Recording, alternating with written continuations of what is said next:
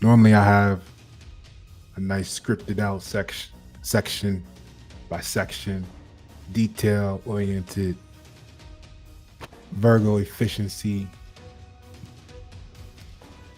outline of notes that I want to share with you in a certain fashion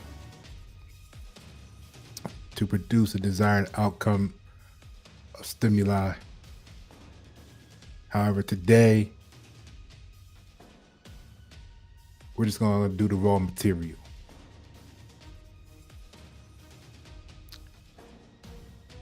See, for those who can't say you know me, because I can honestly say nobody knows me, because they can't stick around long enough to know me. And what I mean by that is, because they aren't themselves, being around me is greatly uncomfortable for them. It causes them a tremendous amount of pain. It causes them a tremendous amount of time in the mirror hating what they see, because I didn't know initially that they were a facade, that they weren't real.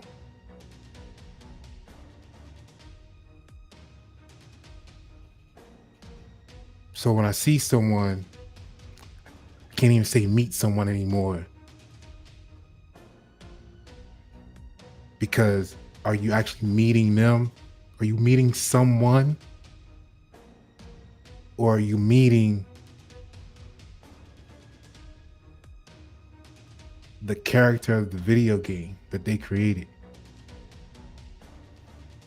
And when and how do you know, and when do you find out? Because see, I'm going to talk about something today. I'm going to show some things, because fuck it and fuck you, the people that's in there involved. Not just today, but historically. But I'm not saying in a negative way. I'm saying in a grateful way. Like, I am so grateful of roach repellent. I'm so grateful of being able to spray the truth, and people you didn't even know was fake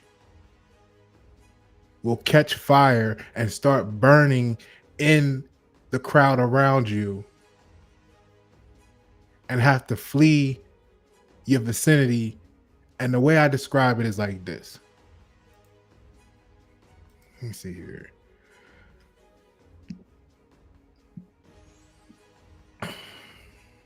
The way I describe it is like this, man.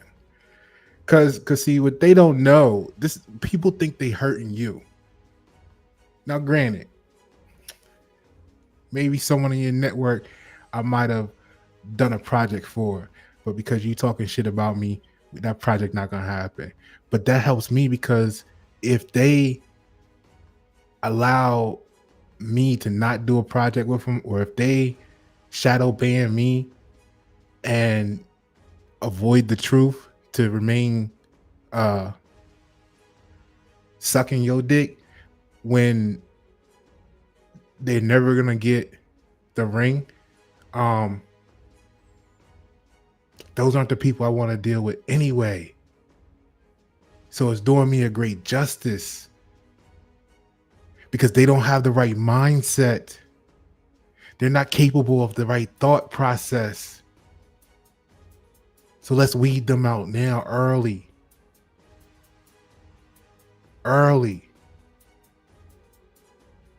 See, most people want to hop on these social medias, click friend request to 10 million times, get the maximum number of followers, and say, look at me.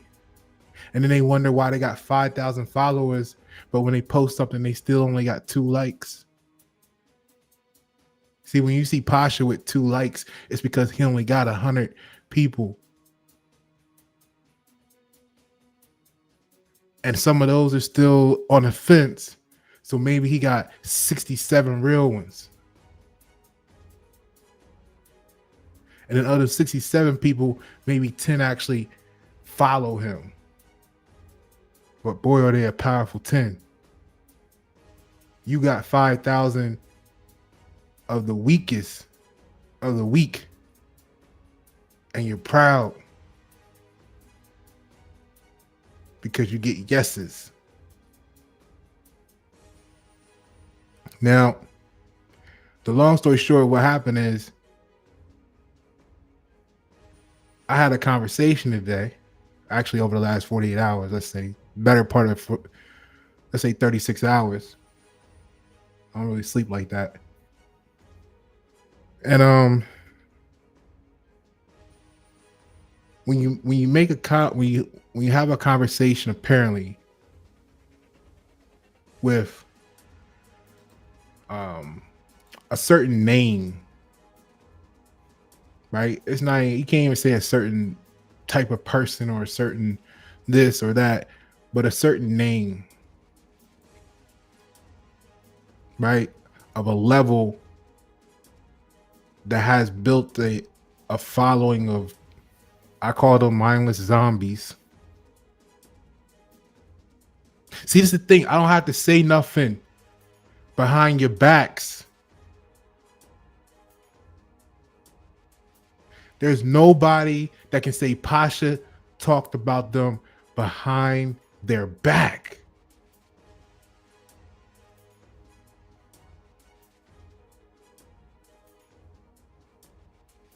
So yes, it is disrespect because the word respect means relate. So I cannot relate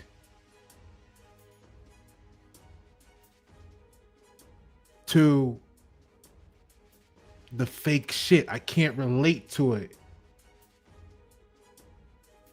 The reason people don't like me is because I said it to their face, as technical as that was.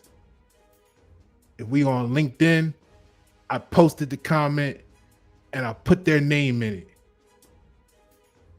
I posted the post and I put their name in it. I didn't have to go behind your back and say shit. So we'll get to it in a moment.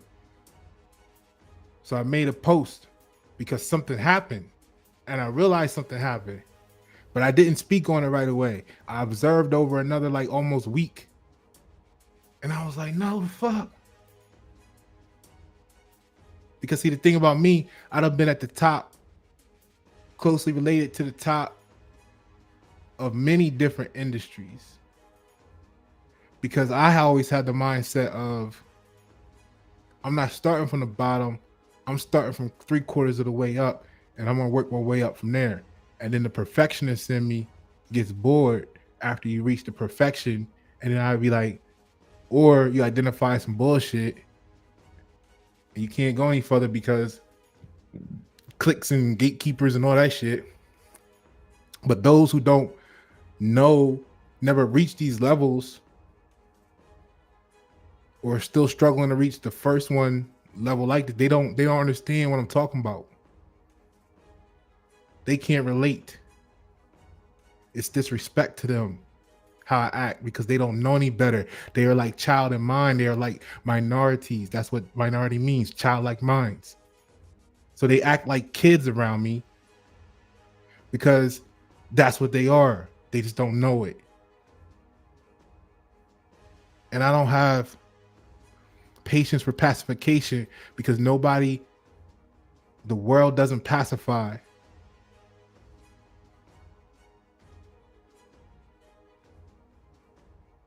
So I made this post because something happened, and I'm not the type that doesn't speak on shit and tell directly to the person. Like I said, I don't go talk behind your back. People like that shit. They prefer that because it's easier to deal with, I guess. I'm not that dude. Like, we're gonna talk about it, and then you're gonna say whatever you're gonna say, or you're not gonna say nothing. Because you, whatever reason, you scared, you didn't know I was supposed to, whatever. I don't know. But I'm gonna bring it up. And I'm gonna see how I feel about your mindset. I don't want no apologies. I don't give apologies, and I don't want apologies because apologies can be weaponized. But I do want to know what your thought process was. So I brought up this post. And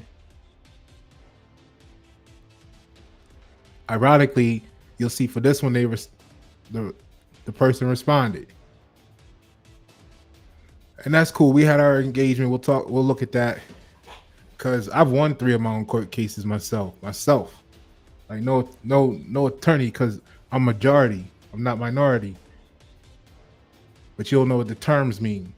So you get emotional. You get about in your feelings about what you believe someone's saying to you because you don't know what they talking about. So you don't know what you talking about.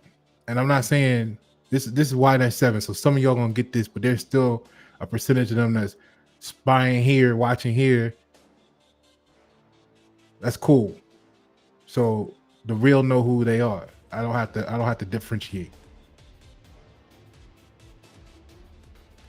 But they came and they had the conversation. That was great. Because it proved everything to the people who know, who's ever been through a court procedure themselves, whoever knows how to truly argue, because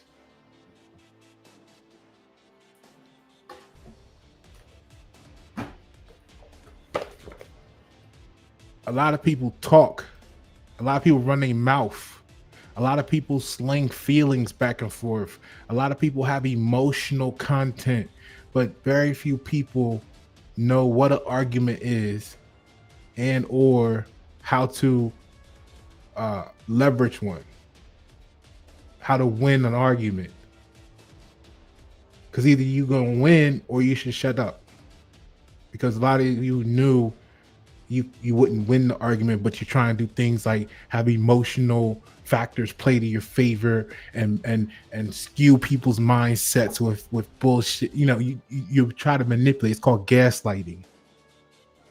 So very few people in 2024 going into 2025 actually know how to win an argument. What they do know how to do is be emotional.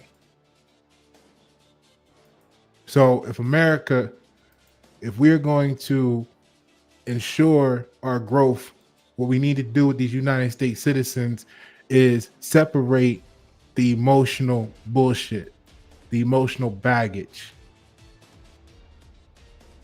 because it's doing wonders for them and slowing down the process of our rising.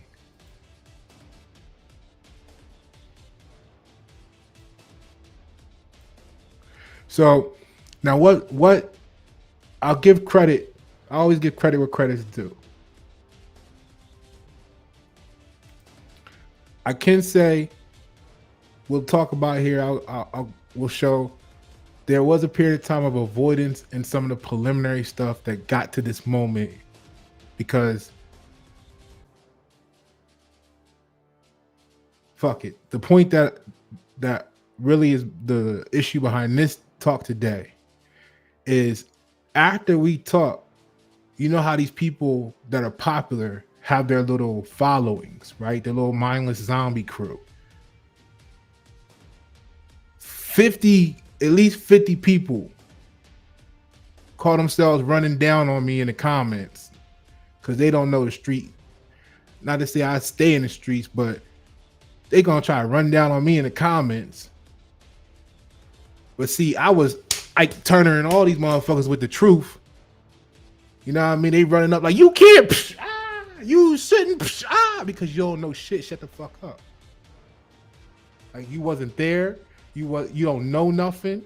You didn't read all of the stuff above that's already been said. So you making comments blindly out of your emotional anus, and you want me to sit here and be patient with your pussy ass because you try and get some shine, you try and get some attention on something that ain't got nothing to do with you.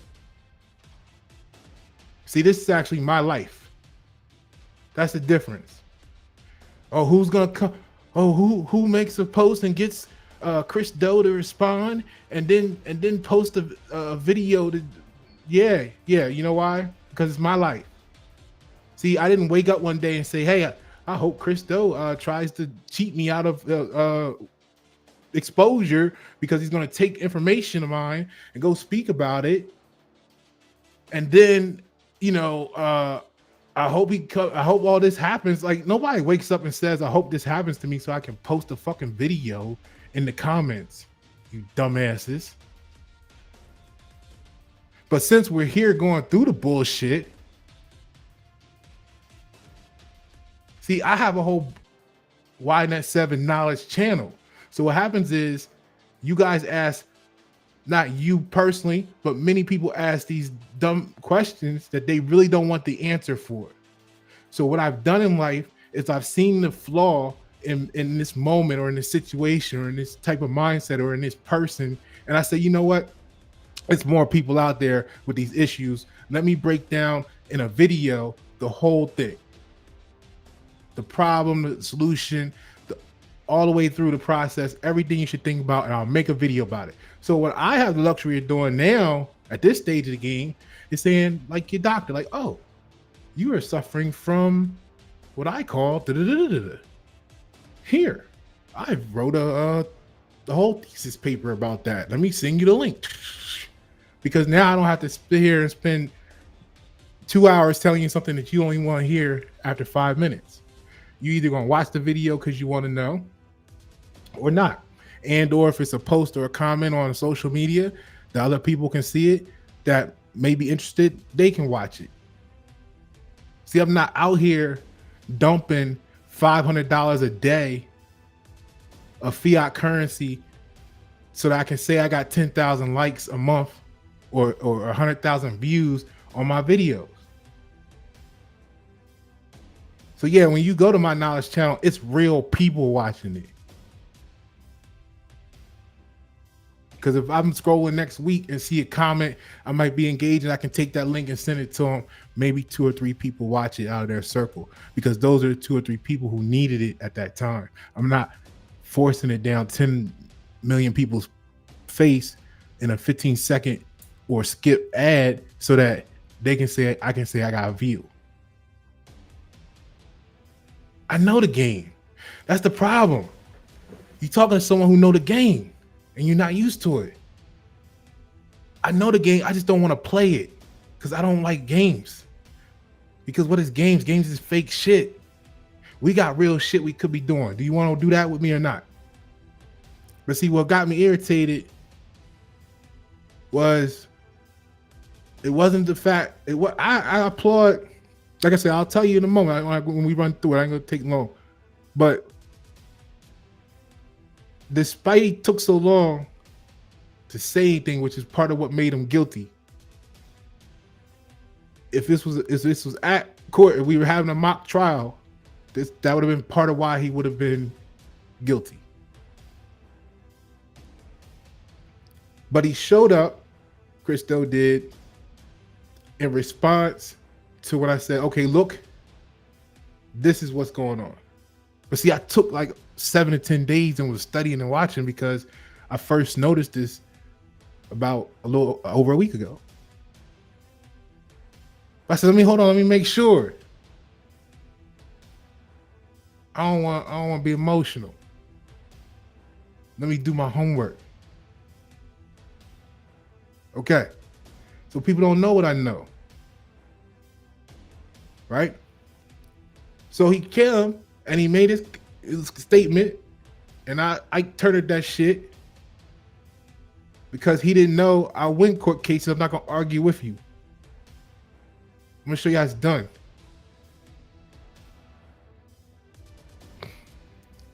Then, like I said, 50 of his following come along and want to run down on me in the comments and got their ass whooped.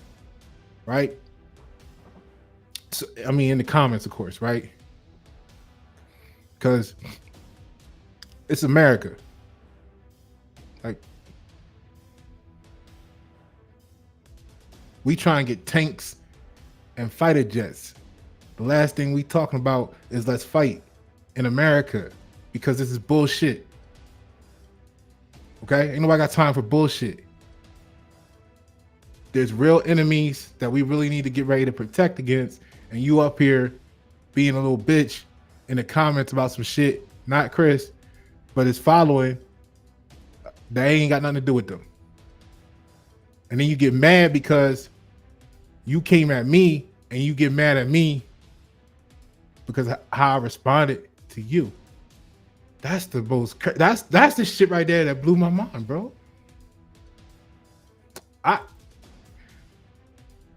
And it's disappointing because if this is how your following acts, they're only mimicking the leadership. And see, this is the problem. I get to these industry heights.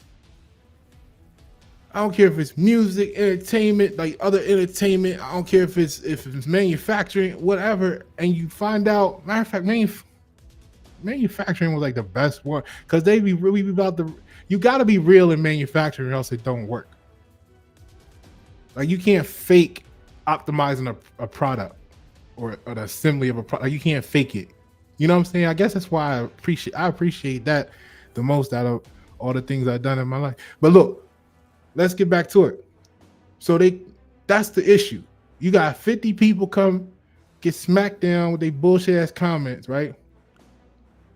And then they get mad and they want to block me. I don't know what happened. I'm gonna show you. It was like, cause here, matter of fact, here.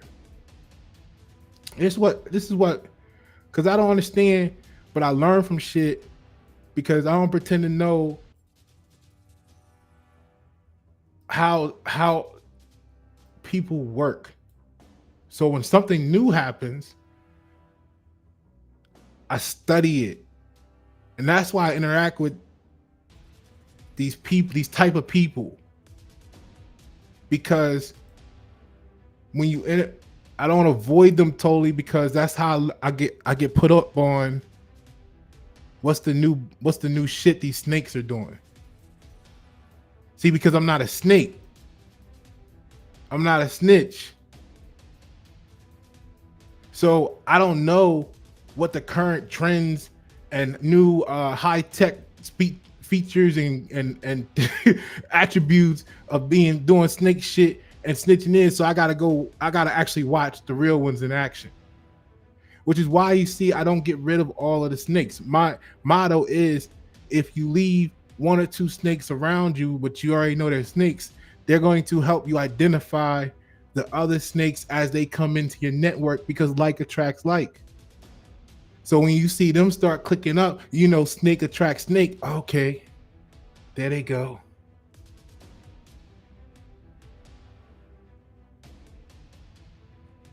See, because I'm not scared. I'm from Wilmington, Delaware. Now, I'm not trying to say I'm some super gangster, but let me tell you, I done seen it all. All right? The question is, what does it look like today? It's not that I ain't seen it before, it's that it might look different. And if you ain't saying that to yourself, like people when they go move into here, like, oh no, it's nice out here. Oh my God, it's that, right? Nah, everything happens everywhere, motherfucker. Like, what? How's it happen here? So I can know, and then we can be good. Like I know everything happened. You're not fooling me.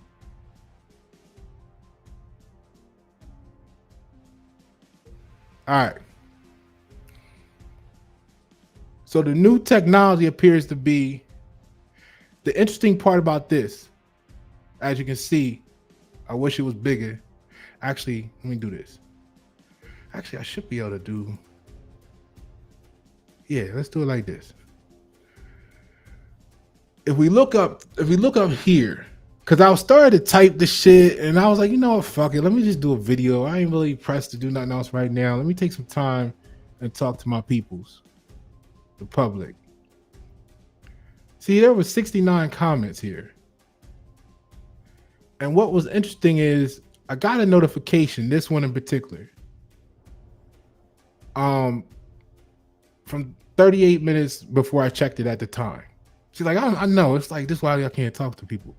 I don't have any, because I'll be 38 minutes before. Like, no, because that's the truth. That's what it was, because it puts everything in perspective when you tell the truth about what you're talking about.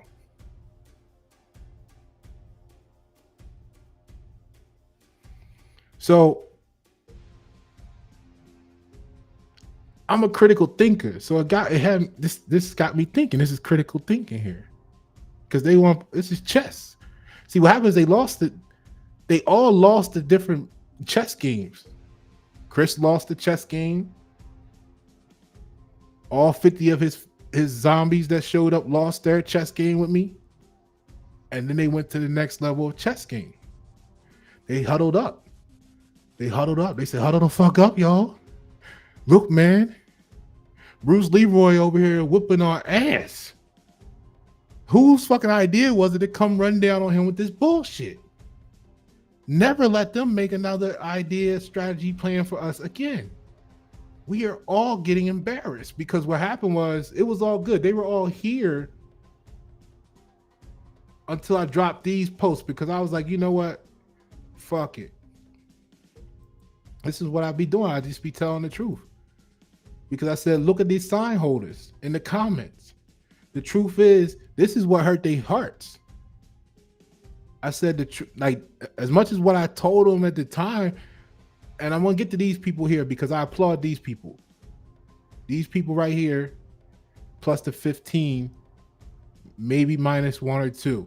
But the reason I say that is because these are the real motherfuckers. Because they saw the situation, and they engaged with the little reaction icons, and they sat back and watched for however long they watched, but they didn't jump in the comments because one, they probably read everything, which gave them time to think, and then they watched the rest of the activity because they're waiting to make a decision based off of the information and evidence. Because when I was looking at while it was going on, most of the people that were in here, if not all of them, you won't see at any point they were not in the comments. So I applaud them for doing the right thing because you get knowledge by observation, right? This is how you know. This is why I'm saying know who around you, look and see who's who by what they do.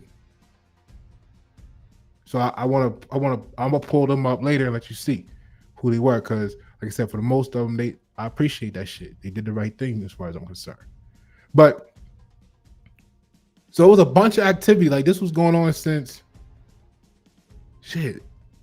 It's 1 a.m. right now. Not last night, but the night before, like the evening before. Like Chris responded. And then once we had our little, it was really only like 4 things said. He said something, I responded. He said something, I responded. And then he was like, the smoking gun. Cause see, he know, I know. But after that, that's when all, like, you know how it go, the 55 people, whatever, they come running in the comments with their little and I was, shut up. But I'm not doing the militia. They come at me crazy. I gave them the truth. Most of them left after that because they don't like getting, the truth hurts. They don't like it. But here's what happened. So all these people was in the comments. So I was like, look at the sign holders in the comments. The truth is, and I know for some of y'all, this happens to y'all in life too.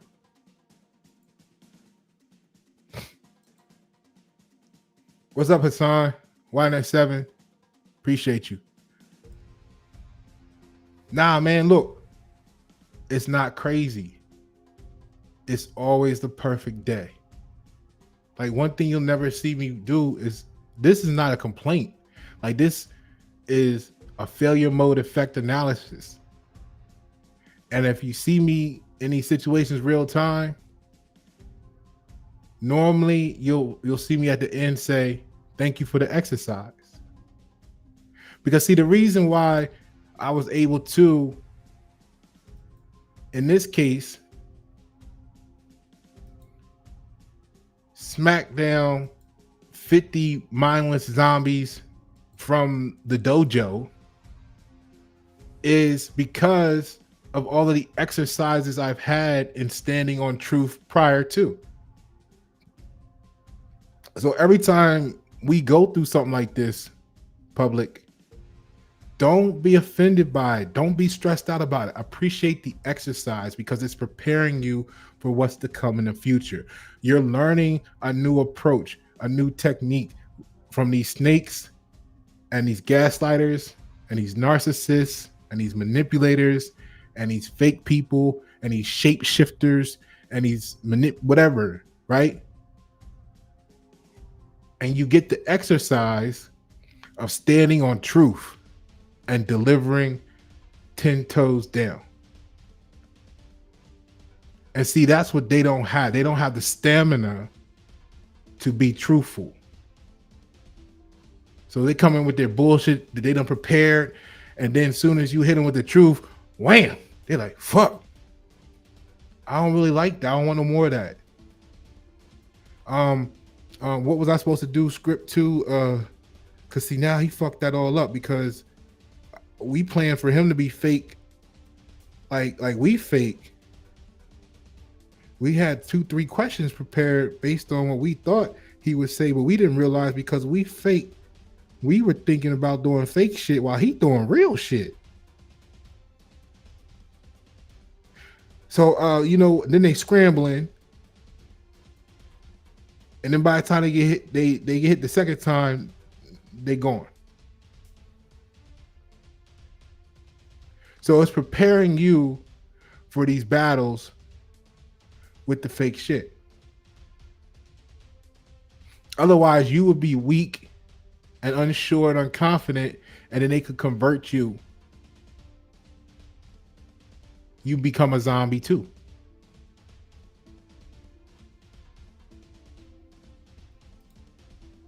So what occurred was, at that point, okay, there go the window. So at that point, now mind you, there's supposed to be here 69 comments, 1 repost, right? But if you scroll down, you can see, at least on my side, all but 6 of them, all but these 6 are gone. 1, 2, 3, 4, 5, 6, 7, and then back to mine. And there's a couple like responses under these. So there's probably about 50 plus comments missing. Now, what that means is, see, like I said, I don't deal with emotions. This is just truth. This is observation. So apparently there was an order given. See, this changes the dynamics of the shit. Apparently there was an order given. And I'm cool with that. I'm Pasha. We give orders. I give orders to America.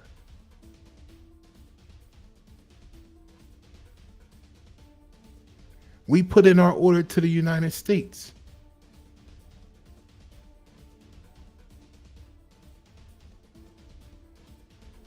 See, I don't lead mindless zombies. I lead critical thinkers.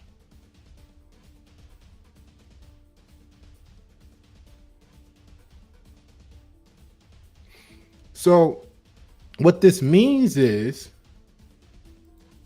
there was an order given, because you don't randomly have the whole dojo of people just randomly all of a sudden say, you know what? I'm blocking or I guess it's not removed because it still stays 69. So I guess I'm just blocked and can't see it. I don't know. You go find out post in the comments for me. Let me know what you see, right? But like I said, I'm learning this. This is a new moment because not that I haven't been blocked before or a comment removed or taken down. I got an example of that too from earlier. Like, this is all stuff I dealt with today. Like you think y'all life is whatever y'all can try being truthful for a month. No, try having knowledge and wisdom to be truthful about for a month when you're surrounded by a bunch of fake people. Because the same time this was going on, I'll show you the other shit. Because it was like your Wonderlic score is, you know that was, you're out here broadcasting, you got a 34 Wonderlic score, and you know that was used for my mother was a neuroplasticity whatever, and with a capital N. I couldn't just put the lowercase n because then it wouldn't look like she was an authority figure. I got to capitalize it because of my own psychological projection issues, so that it appears to be some grandiose thing and a grand authority because of my own brain damage. But Wonderlic score was used to treat accident patients, to test their mind afterwards. Like my mother used it for that. You shouldn't be bragging about having you dumb motherfucker. Like, just because you got a limited perception of what the applications of a particular product are, you want to try to come on here and gaslight somebody else to feel less about themselves because of your ignorance. That's what the United States does. Because they don't know shit but what somebody tell them, and their feelings are always in the way. They want you to feel less of yourself too. And the reason why it's so important is not even personal. The reason why it's so important is because that's the underlying destruction of our innovation in this nation. See, that's what's holding innovation back. Because you can't likely make something new or sit down to create something new and tell the people around you that you're going to work on this new thing, because they're going to gaslight the fuck out of you because they want you to join the zombie system where it's safe and to be accepted. So because then that eliminates and kills the risk. You don't take any risk. You don't do anything worthwhile to doing. It's been 70 years and you're wondering why wages and compensation have flatlined since 79. It's because they taught you not to take risks, so you don't even want to move up from where the nation was on the pay scale for employees even since 79, which is what, 21 plus 24, so 45 years ago. And you got 45 years of inflation, which is really deflation of the currency, all because they got you scared to take risks. And they got everybody around you just waiting to pounce on you like little ninja turtles. Anytime you say you want to do something different, because they want to try and mentally abuse you back in line. So if that's the cancer, I'm all for eradicating the cancer.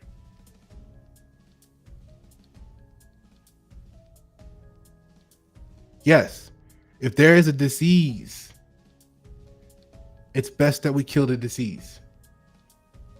It's best that when you have the pimple that you make sure you pop it and you get it all out, and you even go back and make sure you get the sac out so it don't come back. Because if you don't, it'll surely return. This is not my opinion. This is not medical advice. This is known truth. See, I like to deal with truths. So we have a disease of ignorance on this land, and it's affecting everybody whether they know it or not. And until we get rid of it, 87% random number of your issues and problems are only going to get worse. because you got people who don't know what they don't know trying to tell you what they think they know that they don't know they don't know. And that's going to be your boss. That's going to be your governor. That's going to be the person who's feeding your kids information and judging them on how well they perform. You got some great people in those positions. But at the same time, you got retards trying to make sure that they conform to being retarded. And you're wondering why your kids are failing. It's because they're not because there's something wrong with them, but because everything is right about them. But let's get back to this. Because see, I went through this.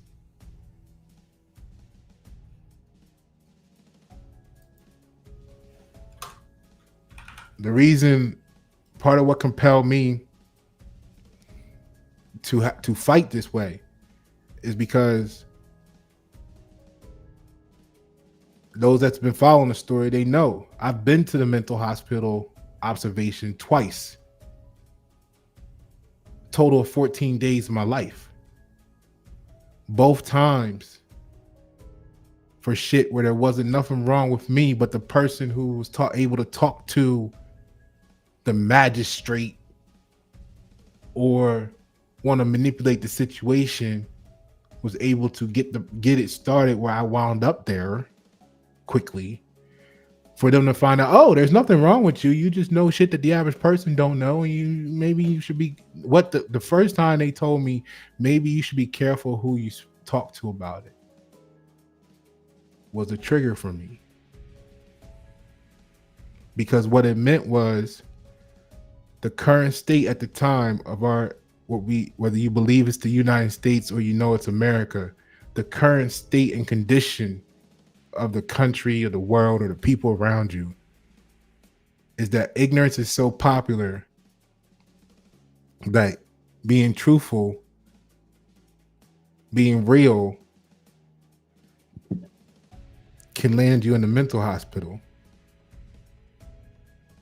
And the mistake I made the first time was I went in there like, y'all can't keep me in here. When I get out, I'm gonna sue y'all. That type of shit. And they just sitting there with the clipboard like, oh yeah, well guess who ain't never gonna get out here? Keep talking like that. I tried to escape because I generally, when you don't belong somewhere, you do everything you can to try and get out.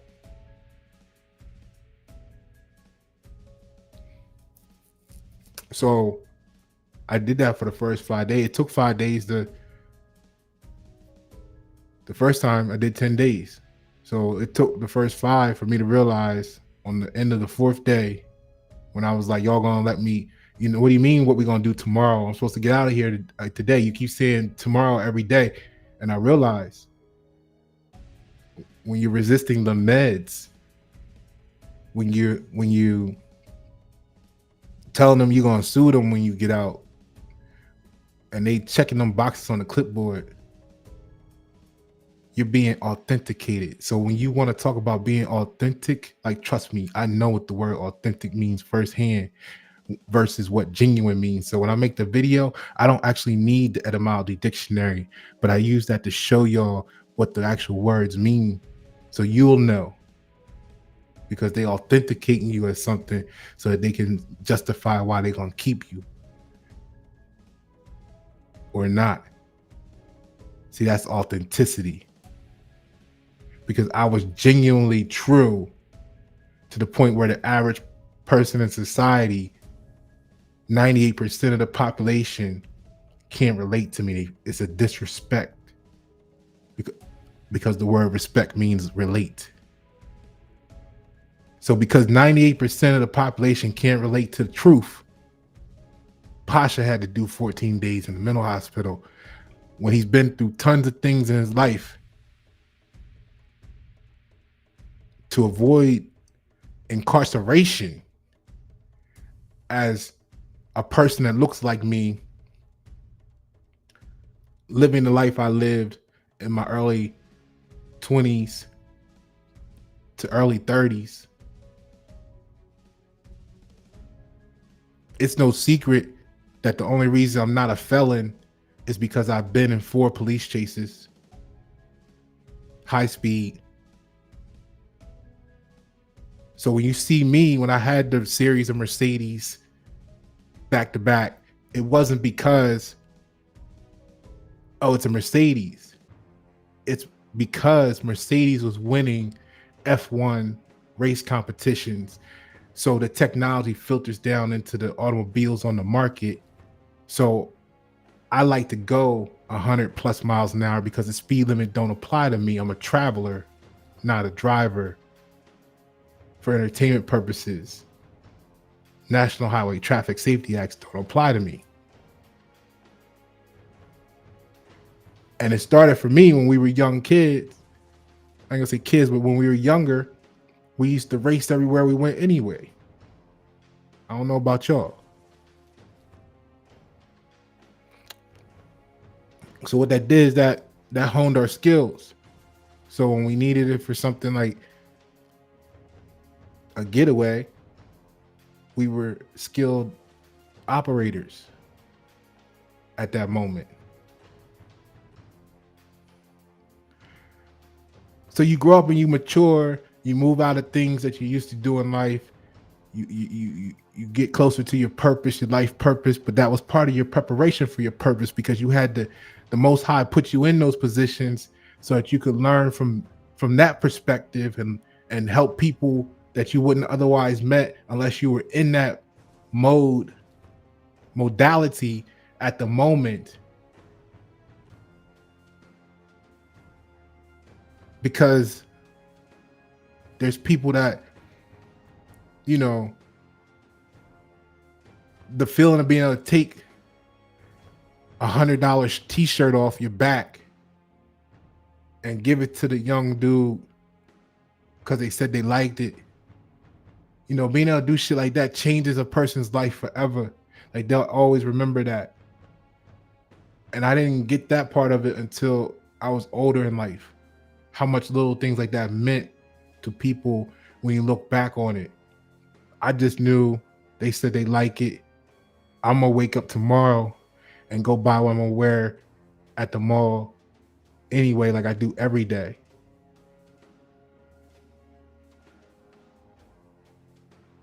Or giving information to people back then before I even got to this level of delivery and focus.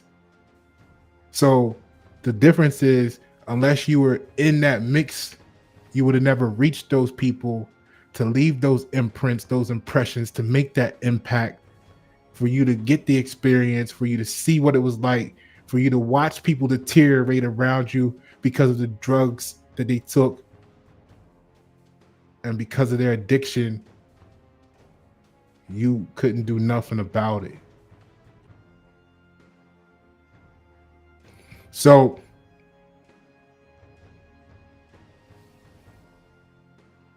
to come to another level in your journey and now see the parallels between the drug addict's addiction to crack and these business owners chasing fake ass fiat currency.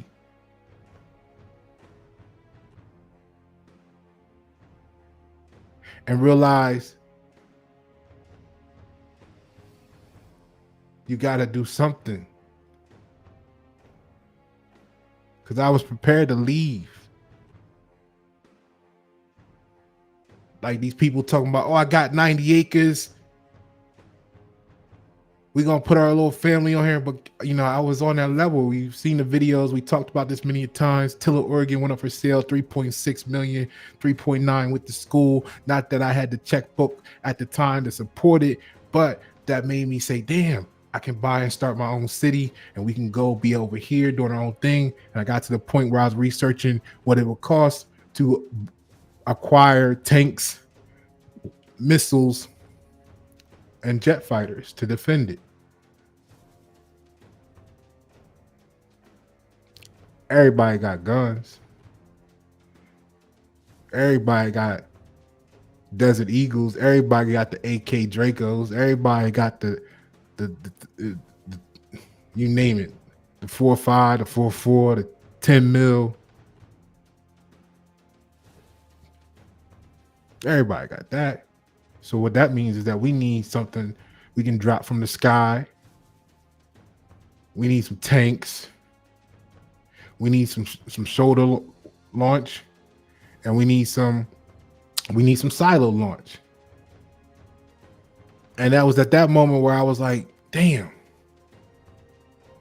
if I'm really going through all this to the point where I'm looking at acquiring tanks, it means that it's only because no matter where we position ourselves on this continent, it's going to be only a matter of time before the ignorance of the United States and democracy winds up knocking at Republic's door again, saying, hey, we want you to be like us.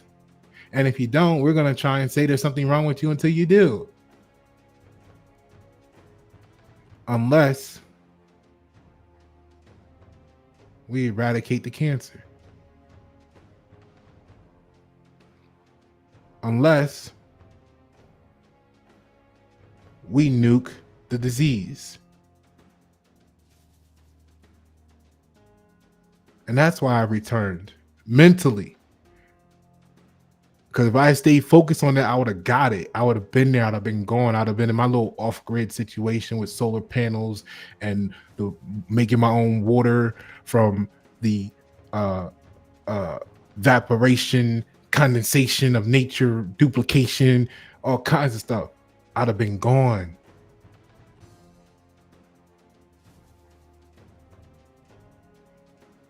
Anyway, look. So we got to eradicate the cancer of ignorance.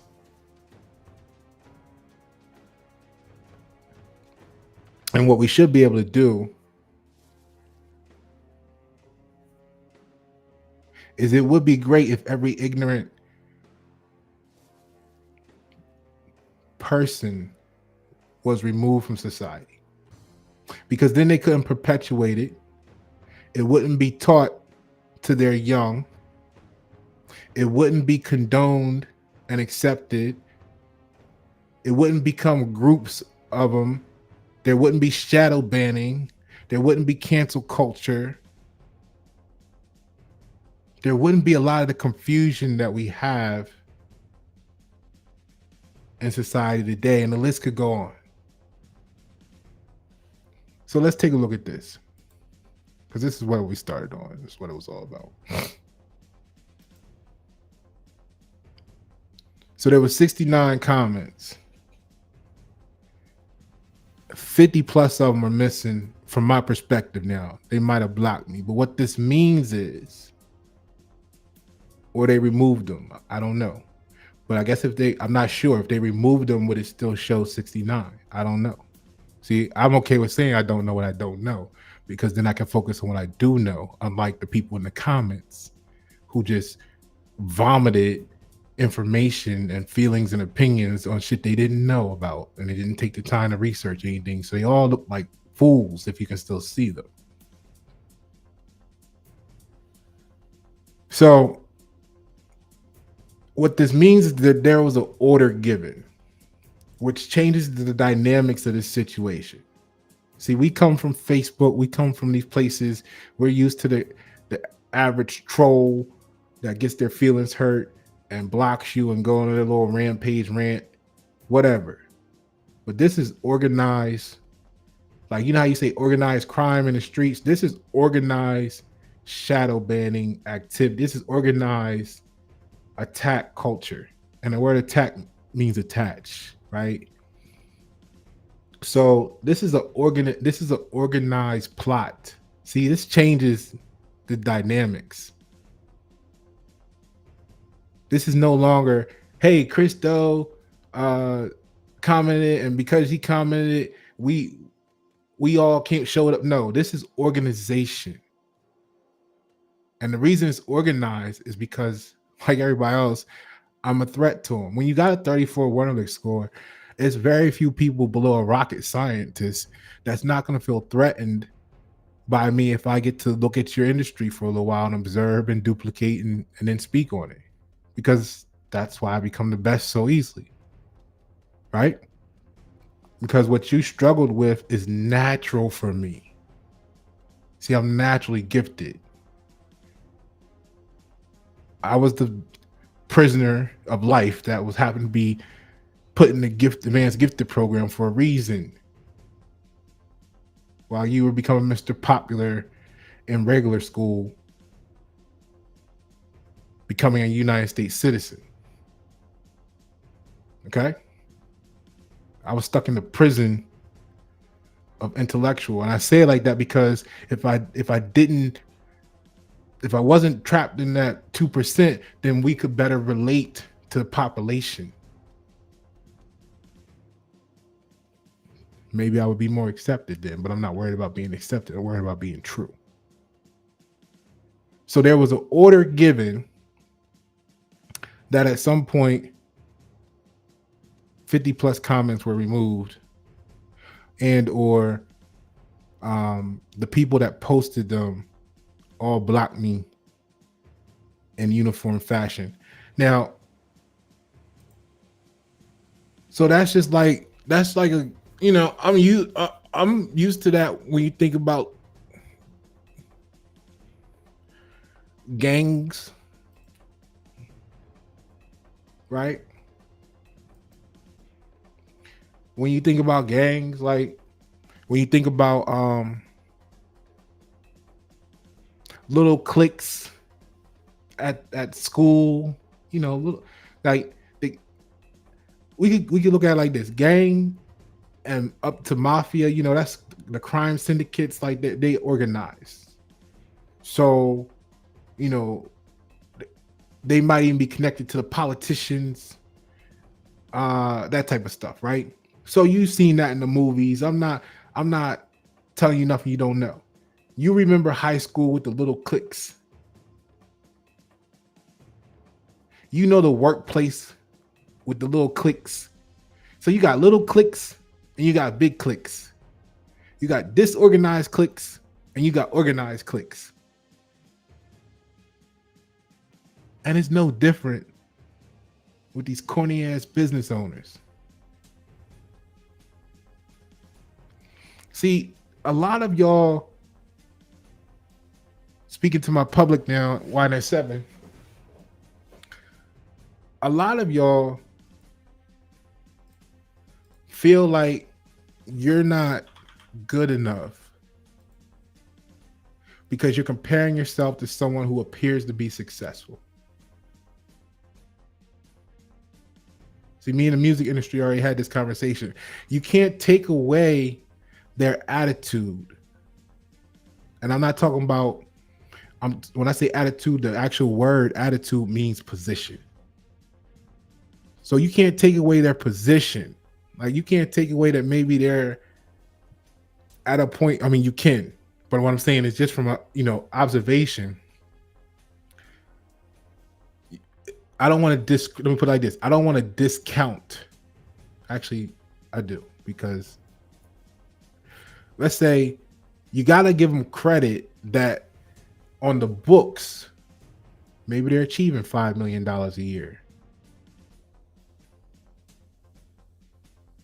And you're looking at yourself like, man, don't do that. Everybody talk to me know I got this phrase called chin up. Every time you tell me some bullshit that's you looking down on yourself, I tell your ass chin up, and I tell you why that shit's irrelevant. See, you just getting started with your business. You've been doing it for seriously approaching it, which means you still got to ramp up from the time you start. Unless you're like a box truck driver or some retail person just selling product, like not just, getting product and then selling. Like you didn't make nothing. Like everybody that know me know I like to talk. I like to really build with producers. And I'm not just talking about music. I mean, if you making something yourself, most of y'all are going to be YN7 quality minds. Most of y'all.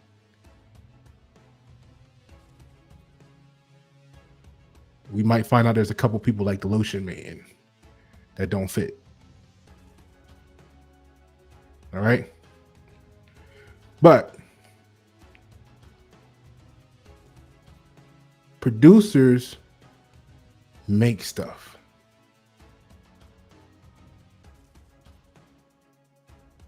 All right.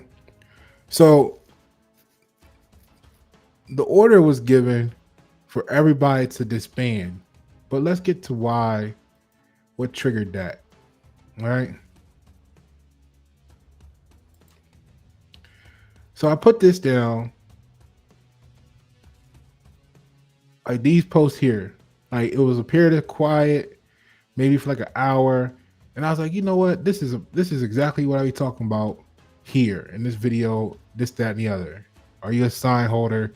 Which is because what they did is they came and tried to say, how you gonna try to say Chris took content from you or sharing your ideas? And then when their mindset said prove it. But see, the dummies are gonna want you to go, well, look, this is a pen. See, he said pen. But see, the moment you hold up what dummies that don't never win a court case or know how to maintain an argument properly, they'll do shit like that. But what they don't know is that they're providing a variable. And as soon as you can, what they're waiting for you to do, all right, let me give you a little game. Whenever they put you in that position, what they're waiting for you to do, whenever you're asked to provide an example, when in your mind you have hundreds of examples or maybe potentially infinite, you don't even know, right? Is they're waiting for you to showcase one example so that their little, oh shit, this motherfucker had a whole team. That's why it took them so long to respond. Matter of fact, it makes sense now because that's why the order was given and they all disbanded at the same time, because he had a fucking little huddle. Like they were sitting there in a think tank with the coaches and the advisory board, because I mean it was so funny because I mean the people that was coming in my comments were like publicists and copywriters and a whole list of branding people, you know what I mean? It was no real business owners. So now I'm looking at it, they got the go sign because they were probably part of the think tank, some of them. But anyway, so when they're waiting for you to give the example so that in their minds, once they destroy, discount, or discredit the example, they feel like they have now proved that you were wrong. Because see, all that is what I've already done the video on called equations versus variables. People who are focused on the variables might see this if it was an XY intercept, 1 and 1. And then this is where it intercepts, right? So all they know is when you get 1 here and 1 here, you get 1. But you know that equation can be graphed and it can look like a whole bunch of different stuff, right? So when you get the equation, you're focused on the equation, you see the equation, you see the line going through the graph. You may not know all the infinite points, but you see where it's at approximately. They only know 1 and 1 is this. So what happens is the day that they show up and get 3 this way and 5 this way, and it goes like this here, that's the people. You ever been in a situation where you talk to someone about something, you feel like you come to understanding, and you're like, yeah, okay, we understand each other, cool. And then to you, you feel like 2 weeks, 2 months down the road, you having the same conversation, and you're telling that person, this is the same thing we talked about last time, but they're saying, no, it's not. Last time we talked about this, and this time it's 3 and 5. That's different.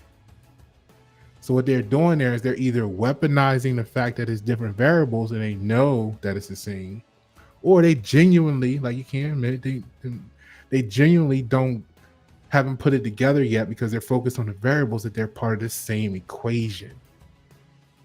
This is why people who don't know the truth, which is the equation, don't know that they don't know what they don't know. Because all they know is 1 and 1, and now they're discovering 3 and 5, and you're telling them it's the same thing, but to them it's something different because they don't know the truth, which is why you don't hear me call them liars. You just hear me saying focus on the truth, because they genuinely may not know any better, which is what makes them a minority, because the minority is childlike mind.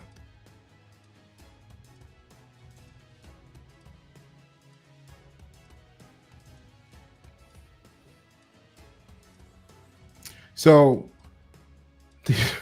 there was an order given, because when they came to my page, they came deep, and apparently it looks like they were behind the scenes plotting on how to discredit me, because the truth of the matter is Chris know what Chris did. I know what Chris did.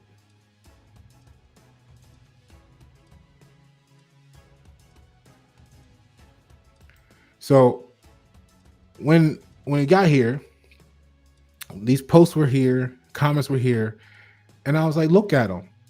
Look at the sign holders in the comments. Because I did this video, are you a sign holder or a brand builder? There's a distinct difference. Check it out. Truth is, none of these comments are from actual brand owners. The comments are those who are products of an education as a product system, who received a manufacturer certificate of origin stamping where they bought their thoughts from. So they bought their thoughts. They either paid for them cash to get a manufacturer certificate of origin, or they paid for it by pretending to be something to gain acceptance to a group, club, clique, whatever, you name it, so that they can get information they felt was valuable, so that they can regurgitate it and feel important. Like Steve Hamoan being able to put up 10x and do a video on disingenuous codependency to realize that Pasha taught him that he's disingenuously codependent in 86% of his life. That's why he doesn't talk to me anymore. Because once you open them up, every time they see you, you remind them of what they hate about themselves. But you didn't do it on purpose. You did it to uplift them. But there's an infinite amount of people, but let's put them in two groups. Those that can stomach the need for change, and those who want to pretend it don't exist. So I said, to continue here, most have titles related to branding or marketing because they all are products. They all are products. Like them, the people, are products of programming. They're zombies, clones who can't recall their last original thought. See, I don't have to block them and go behind their back and say this. I'm saying it to them. Most of the comments that you can't see here, like this one, they all look like this, where somebody said something and I respond directly to them.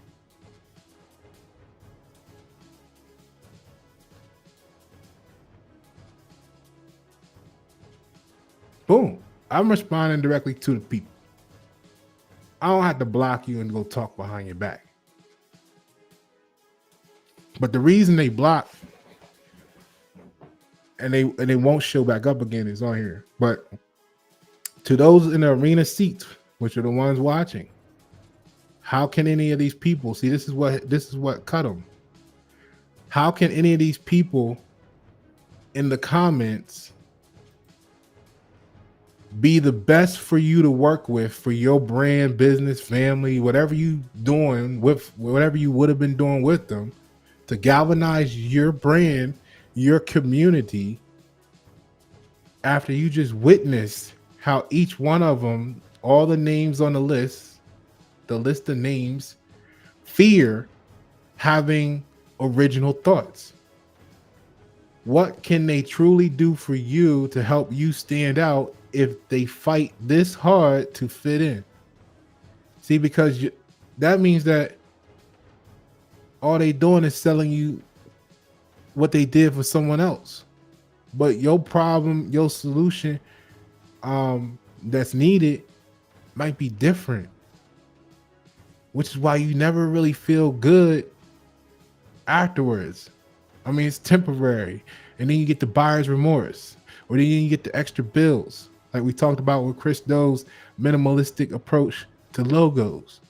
Your marketing and branding is going to skyrocket. Cost is going to skyrocket because your logo's not working because it doesn't tell a full story. It's too concise. And that's what's in this video. The breakdown, the science, the statistics, the numbers. That's why I'm the future. That's why he's taking notes from me. But he doesn't want you to know that. Because when you believe it's coming from him, it's palatable. And that's what fucked up a lot of his dojo members. Because once they came and they talked their shit and they said, wait a minute, let me see what this motherfucker's talking about. Let me go look at this shit. And they were like, wait a minute. I guarantee you it's at least 5 to 10% of his people right now that came on here talking shit that went and did the research, like looked at the rest of my LinkedIn, went and looked at the videos, saw the content, and was like, damn, he did just recently start talking like this. Just recently. He was always about this.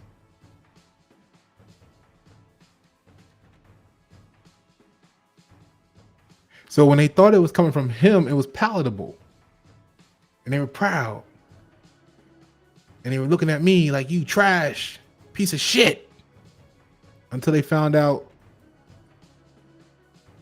wait a minute, Chris Doe is selling ideas from trash of Pasha Paroh? What does that make us? If we thought Pasha was trash, but we celebrating his ideas because it came from somewhere else. Someone that we revere so greatly and has given this plateau in the industry, then that means that Pasha is the rightful heir to the throne. If your master is learning from Pasha.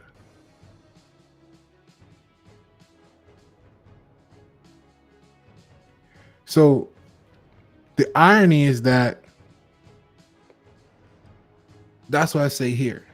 So for the remainder of your lives, you shall be the puppets that Pasha Paroh made. See, because like I said, the crackheads back in the day, whether they were the painfulness of watching a godparent deteriorate or just the local neighborhood unknown, we got a lot of time to study. So we're very well versed in addiction.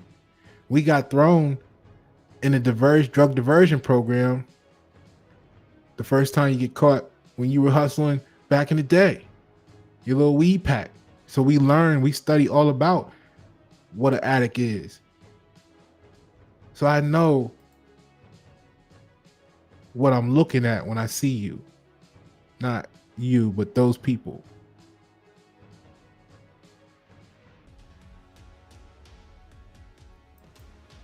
And they hate that you can see them. Like the movie They Live. So they'll forever be puppets of Pasha now. The other part is this part. I said they are the education of as a product units from the factory, and they want to pass quality control for their professionalism. But profession, we know from people who's actually followed my content, is a pledge made by one entering a religious order. See, I'm not a part of their cults, and they are all mad. The music industry, Chris Doe, the art industry, this and you name it. because I don't join their ranks and follow their tier structure. But to understand why, you can go back and ask Discover Financial why Pasha don't give a fuck about your hierarchy, because he didn't care in corporate America either. Like,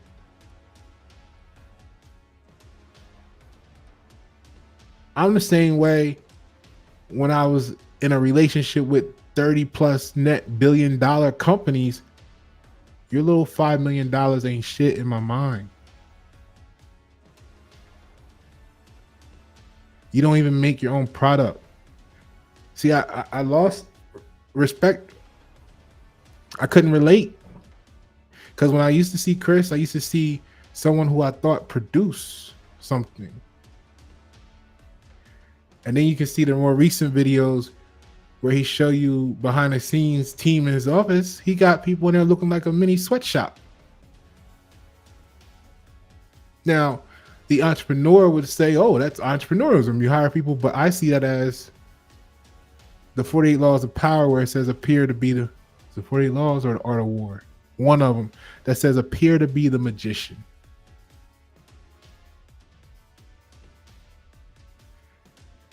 Have the team of people in place that do the work for you, but you take credit for the work.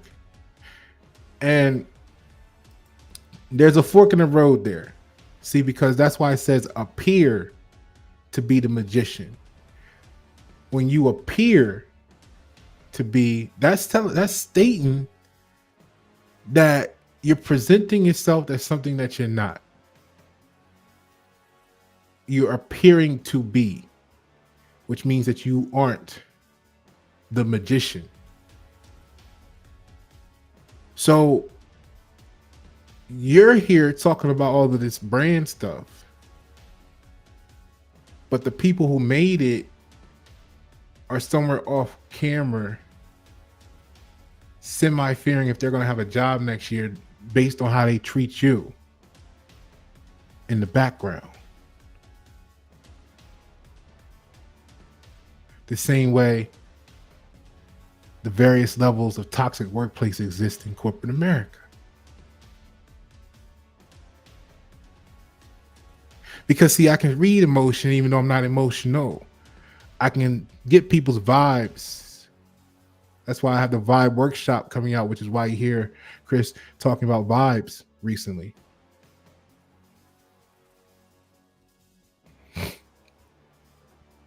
But when you see the person being put on camera, showing what they're doing in the process, and you can tell they don't really want to be on camera. They're only doing this because they have to. And you can see that the person hosting the video and the person they're talking to on the back end don't really have the relationship, the working relationship that they're trying to appear to be. You got to know many people are directors in their mind, in their own sight. They know what reality TV show is. We can see when it's not real. We can see when it's uncomfortable because it's not how it is on a daily basis. It's not genuine. I guess a lot of stuff to add up into me saying how I feel, because I used to be proud, but I always mention my sources.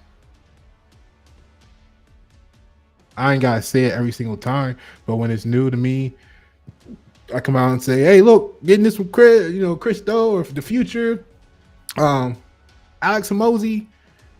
You know what I mean? I don't mind it, because I would prefer for the people to go and get information from the source, because if they have any questions, the source has probably countless days, years, weeks, months, lives, whatever, that they've spent having a certain perspective on why they say it. I can learn what I learned from taking and applying to my shit and build my shit up. But with you asking a question, you need to talk to them, because boom, all I can do is repeat what they said in the quote, tell you what it means to me. And that's the disconnect, because when they try to take the information they get from Pasha, which a lot of people done, like, I'm used to it. Like, part of why I do this is why I'm not mad. I'm interested in how it was done.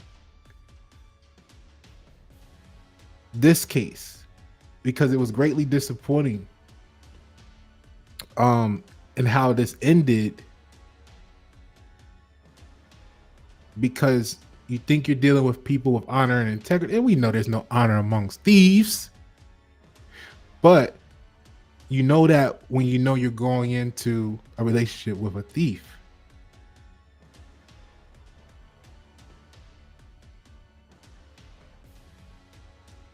So the organization factor is what I'm curious about with this one, to us to better understand how we getting shadow banned for my conscious community. Like, this is what we're studying here, in case you don't get it. I know we're at like 90 minutes into it, but I ain't got shit else to do but study. And this is why when I say something, I know what I'm talking about. It's almost 2 a.m. I'm up studying, and I'm sharing this thought process with you.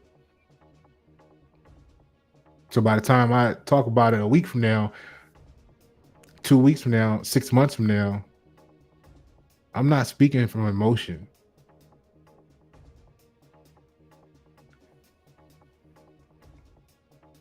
Now, on a small scale, we're used to this shit in the community. We're used to the small timers, right? But the way I look at it overall is unchanged, because I want them to get the information, because to me, the point is, I want to change the world. The reality, the truth is, there's no way I can talk to each person in the United States / and or America to the point of taking them from where they're at to transforming their lives. There's no way I can talk to each one of them. I don't care if my YouTube video was blew up tomorrow. They're not going to get the quality, in-depth experience, each one of them, that's needed based on where they're at and where they need to get to from me. So what I like to do is I like to go, okay, you call yourself a leader. I'm not going to let's not argue that part, right? You got 500 people apparently that's following your swag. Let's fine tune it. And I work with the leaders. Okay, you got 500 people following you. You got 5,000 people following you. Now it gives me something manageable, because I can then focus on working with, over a period of time, 500 people, and I can groom them.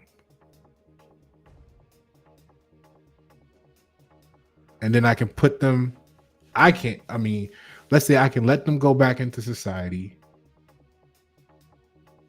and create positive impact. Because if I go try to say, hey, let me jump in the camera all the time and talk to them, and they don't understand Pasha. They don't speak Pasha. I have a hard enough time speaking to general people about general topics, because 98% of the population don't speak English. They think they do, but they don't know it. That's why I like our group here. We can relate, and what we don't know, we at least know to question, whether that means let's ask a question or let's go do more research. That's the difference between informatively socially influenced people and normatively socially influenced. We want the information before we decide.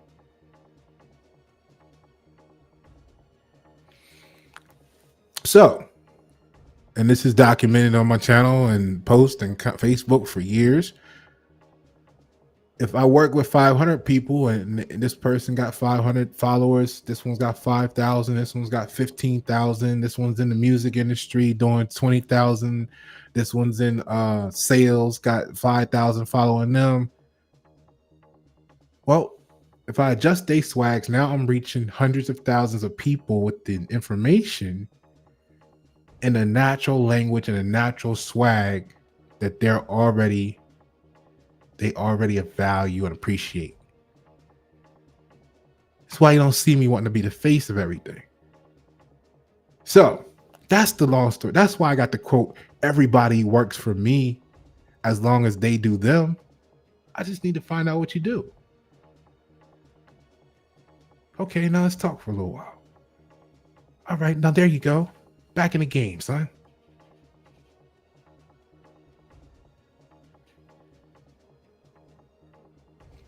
So if I give it to you, if you compensate me for the experience, or if you think you stole it from me, you're still working for me. But see, it's not actually for me though, because my life purpose came from the Most High. I was sent here to aid in the ascension process, as people would say. What happens is the Most High put this person around you, maybe to become what they might call you their friend. And they learn from you and they do this. And sometimes friendships don't last, but they take what they learn from you and they go off into the world. And they see, that's how the Most High had to manipulate their perspective of you to make sure that they left the situation with the intangibles needed to go perform their mission in the perfection of the Most High. That's why I don't trip.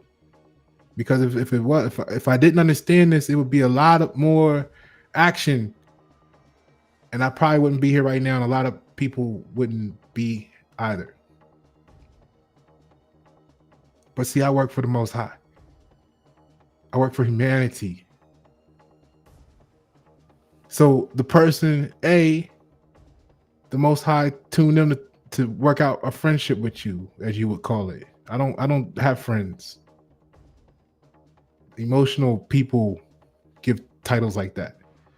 Narcissists and people that want control and power give titles like that because they're trying to create ownership. Oh, well, if you were my friend, you wouldn't do that. You would do this. See, they're trying to create rules and regulations based on titles, and fuck that. Because fuck that.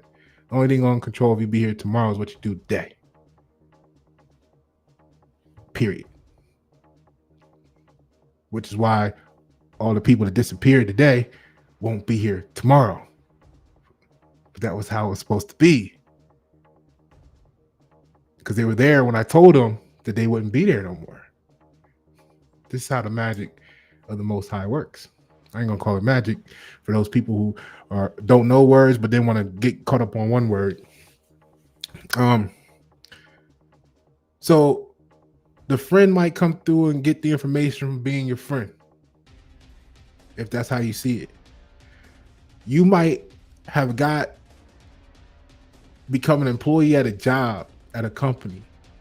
You might be thinking you're there to get the paycheck, but in reality, the Most High brought you there because there's 7 people in that company that you need to talk to over 4 years to help them with their life and their perspective and deliver the intangibles to them so that they can go do things that they don't even know they're going to do in the future. And even though they may not give you the credit, it was you that made it possible. All time affects all time, all the time. So the Most High knew this, so that's why he put you in position at that job. That's why you wondering why I was the best employee there and I don't know what happened. All of a sudden, they just decided to get rid of me. It's because your work was done. You thought you was there for the check. The Most High put you there for the respect. Not in the way you might think the word means, but in its real meaning, to relate. The Most High put you there so that the people who had no clue can relate to the truth in the future when the time comes from their experience with you. See, these NPCs, these these, what is it, NPC, non-player characters, these non-players don't know that. They got to go by their programming.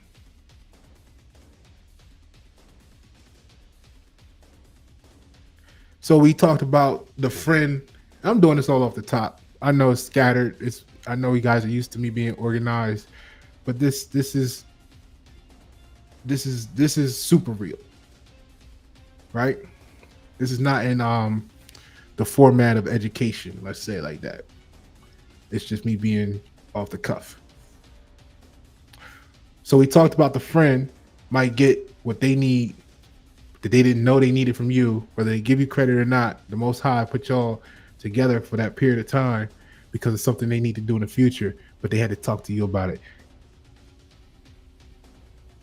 You talked about how you get the job, you think you're there for the check, but reality you're there through the osmosis factor to upgrade or change the vibratory frequencies of select people at the workplace. Well, then you got the ones who are going to appear or be stimulated. The Most High is going to put it into them. See, you gotta accept that the devil and the Most High work together.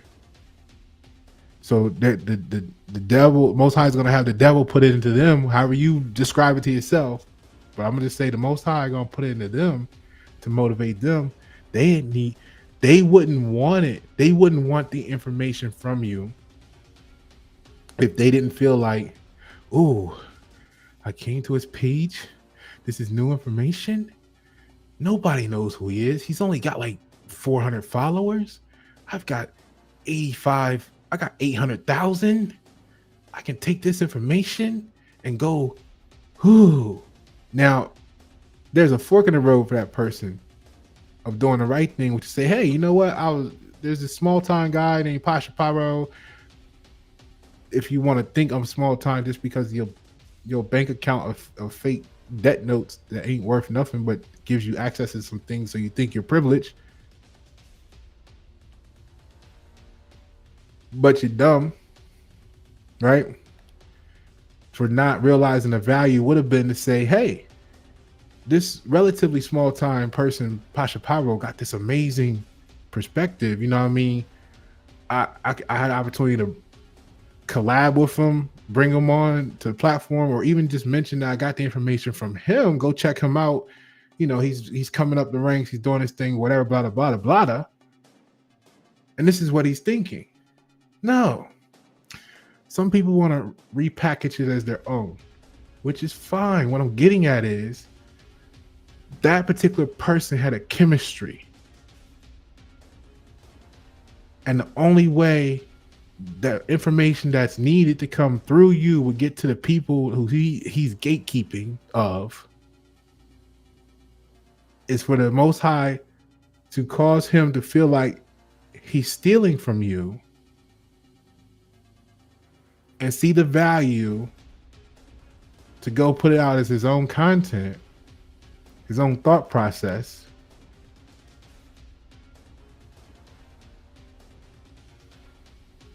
But that was one of the only ways it would get delivered to those people.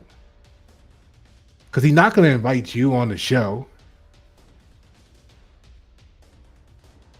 The people aren't going to magically stumble across your page one day to get the knowledge. So what we got to do, public, is you got to understand your gifts. Your gifts are extraordinary. Okay? They're extraordinary.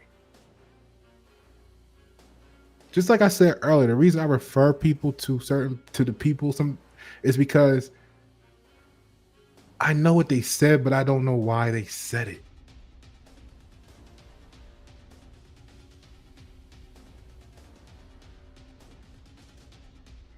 So he's going to go and repeat stuff, not knowing the infinity of what I was actually saying. He might be able to get a good chunk. he got some wisdom. He got some knowledge. He got some experience. He might think he know the full thing. To him, he thinks he knows. But that's what we talked about early on. You don't know what you don't know. And if he only knows 2%, but he out there selling the 2% as 100%, that's called watered down Kool-Aid. How are you going to drink Kool-Aid only 2% Kool-Aid?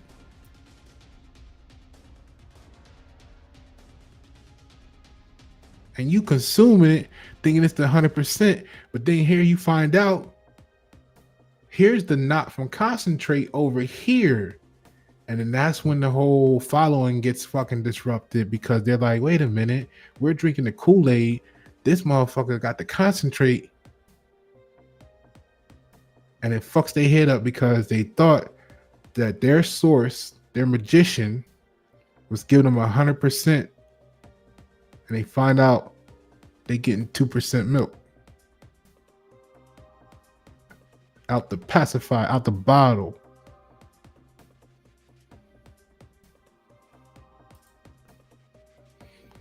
So then they hate you, they hate us, because they realize we're the fucking real deal and we're the source. And they can't relate to us because they spent so much time talking shit about people like us, or we look like people they talk shit about, or they just don't want to believe that it came from us. Because let's go on. So they're part of education as product units from the factory, and they want to pass the quality control of their professionalism, which is a pledge made by one entering a religious order. And I'm not a part of the cult.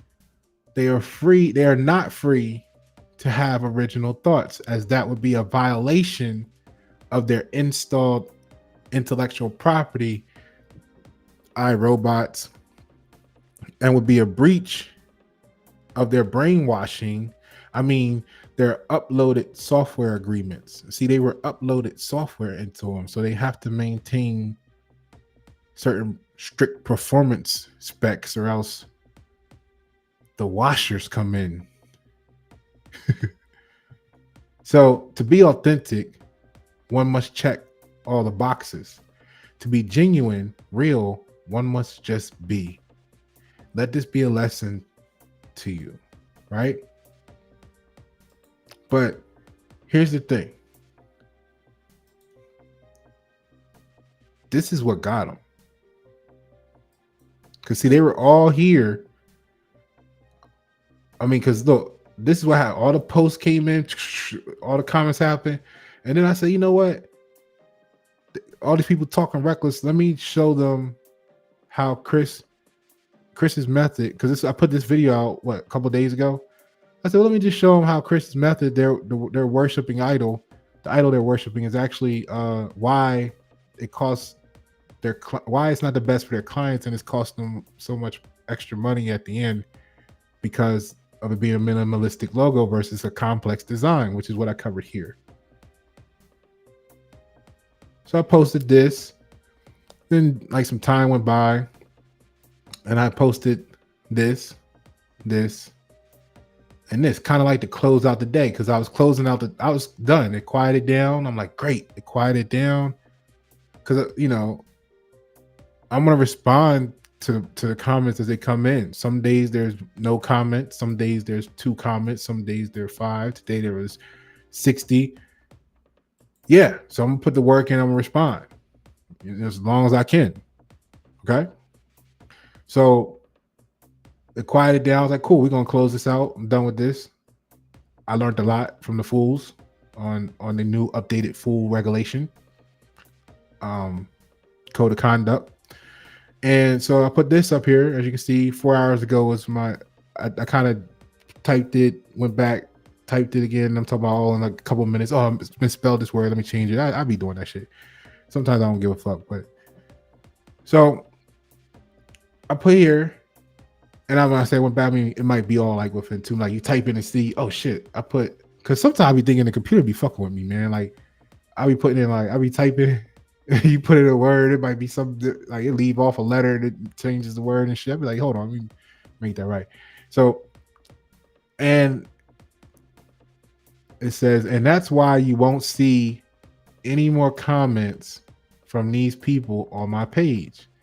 I said, no, I'm not blocking them. See, it's always like I'm telling the future. Like, you've been following the channel. You know what I'm talking about when I say that people be coming back 5 years after I told them something. Told them, oh my God, they don't say we didn't believe you, but that's what they said. What you said, that we called you stupid and dumb, told you it was crazy, get away from us. We don't want to be friends with you, know, we're around you. And oh my God, what you said came true. What are we supposed to do that? Like, I've been living this life my whole life. I'm so tired of it because they don't think. So it's always to me like I'm living in the future, surrounded by people who are in the past. And I know you can relate to that being the public here at White 7. That's why, unless you are just documenting, you know, spyware for the other side, when you watch this, you know, that's what we go through. And I'm glad that we can have these talks and discussions and know that you're not the only one, and I'm not the only one either. Because the rest of the world wants us to pretend like, wants us to feel that, oh, you're the only one going through this. Like, if something wrong with you, that's gaslighting. So this is a great support group for informatively, socially influenced people. So and that's why you won't see any more comments from these people on my page. No, I'm not blocking them. Right? No, I'm not blocking them. It's because they were never here to add value. They were here to hold their sign in the spotlight while it lasts. And the truth hurts, so they won't be back. May we all close tonight with a toast to the mindless zombies of donation who came out in full force to represent the illness and disease partially contained in their dojo. And I put the nice little view of what it looks like with 100 zombies running at you from an exterior breach. Because that's what it looked like. 100 mindless zombies trying to run down on me in some like Call of Duty game where you got the unlimited ammo code.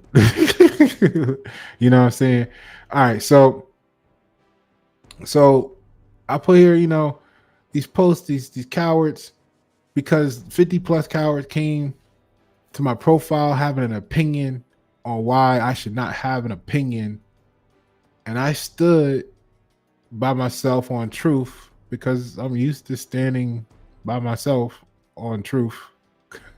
I know you are too. And yeah, so that's what happened. So when at the time I got this notification and I clicked on it in the notifications, and then it came and it didn't show up. And I was like, oh, that's odd. Let me refresh the page, and it never showed up. Then I realized they're all missing. So, organization. The order was given for everybody to withdraw, like a military operation. And they all blocked me at the same time, which is great because the goal is to bring in the handful of real people and then repel all of the fake shit that we don't want. Right? So, but yeah, this is what happened. I mean, you can come to the page and read it. So I like to reach out to people. I think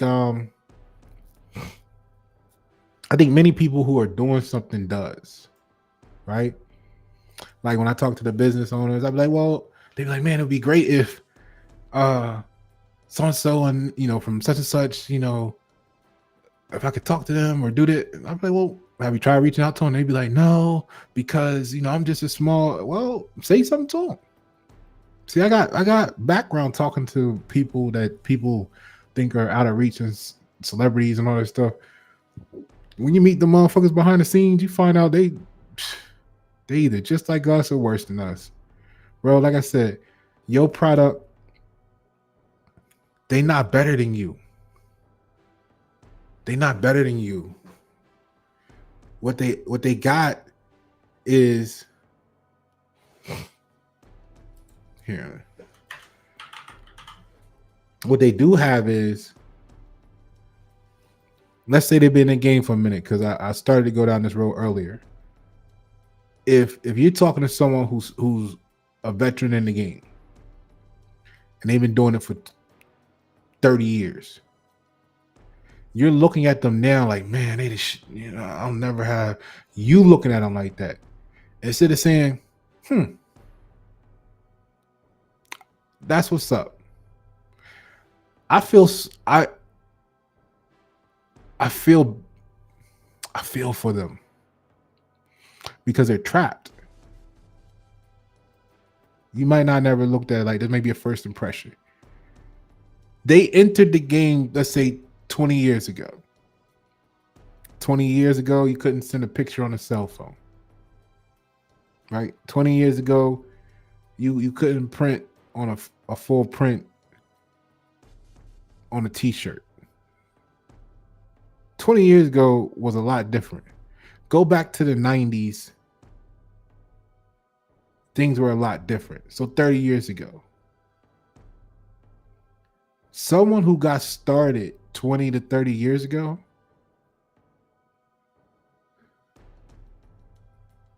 started from what basically is a prehistoric world for most of you. And what I mean by prehistoric is the technology, the customs, the culture, the people, the world itself, the way business is done, the devices, the tools, the technology, the Wi-Fi, none of that was there. So all of the how-to, the DIY information you're going to get for how to do something today, when they started, it's pre-history of that information, because that information didn't exist when they got started. So technically, they're prehistoric, right? So they're prehistoric in how they got started, and they built up each year, improving from a prehistoric state. Now, from where you're looking at them today, perspective-wise, that doesn't mean that they didn't make their little fiat currency and they got 5 million a year and they sitting on 30 million or whatever the case may be. They did that. And they got 30 million because they don't know what to do with $30 million. So it just sits there and looks at them in their face. Like, you want to do something with me today? No.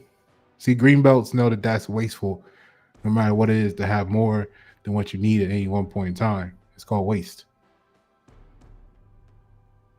So whenever you hear someone tell me, I got $5 million in my account, what do you got? That means you don't have any fucking idea what to do with it. If you did, you'd be doing something with it. Like, I applaud the people like me. I'm a living example.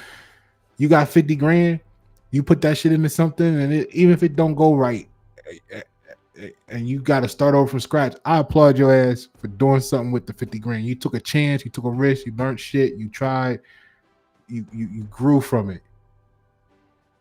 You didn't walk around talking about you better than your neighbor because you got 50,000 and they getting food stamps. Like, no, you tried to do something to make an impact so that you could help the neighbor not need to be on food stamps. You took the risk. You rolled the dice. Sometimes you come up, sometimes you fall off of it. I applaud your ass more than I applaud the person talking about they got $2 billion in the bank because they don't have an idea what the fuck to do with it. But you don't look at it, you don't think about it like that, because I'm 2% of the population that knows how to articulate the truth. Not you, Y7. You look at it like you feel some type of way about it, but this might be why you feel the way you feel. And some of y'all think the same way. So we on the same spectrum compared to the rest of the Gen Pop. That's why I call y'all my public and they the Gen Pop. They sitting around with all this opportunity and don't know what to do with it. But that's the difference. That's why you can't be looking at them different, because what you don't realize is maybe they had connections, they had a network that you don't have. You working with the people you got, you building them up to the best of you're giving them 1,000%, and maybe they're able to pay you $3,000 right now. That's your network. Maybe they only can pay you $1,500, but they surrounded by people who, for the same work, they're gonna be, oh, here's 20,000, man. Here's 2,500 as a tip, because they both dumb, right? This one got sold an inferior product, paid $22,000 for it.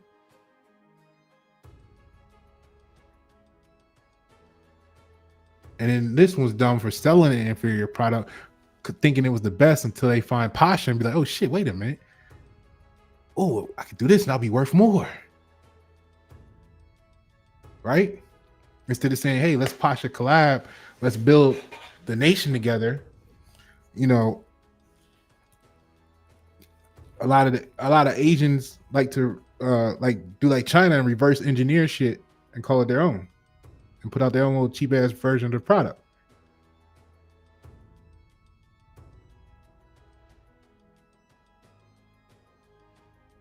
So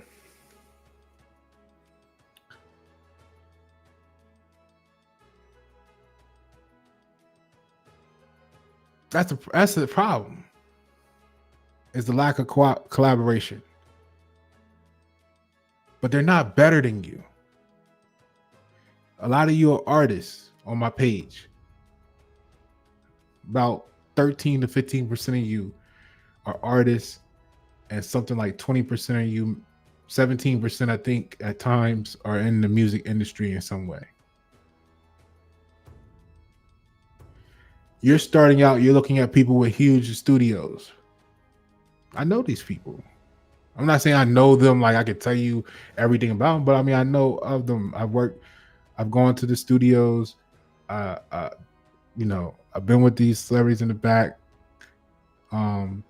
Which somebody was like, you know, people, I didn't realize people have such negative feelings about what you want to call celebrities until like a recent post. People, and it was crazy. They're like, you're this because you're taking pictures with celebrities, and I'm like, that was fucking 20 years ago.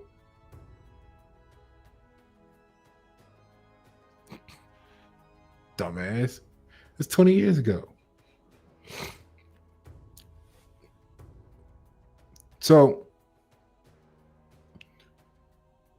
maybe you're looking at the person with the big studio, and then that compels you to say, hey,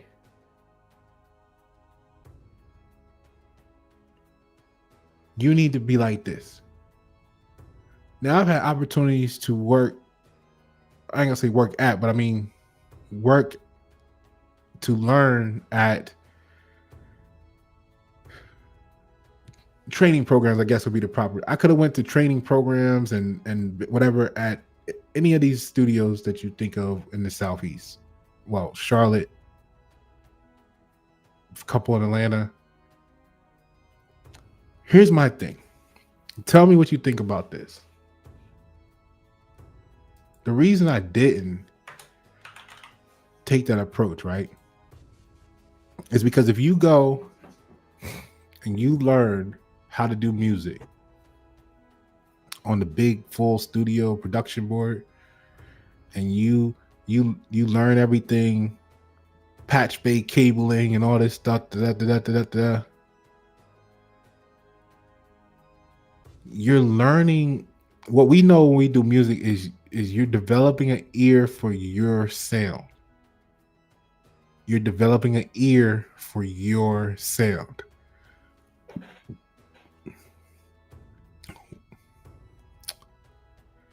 You got to ask yourself, are you wanting to be chained to a studio?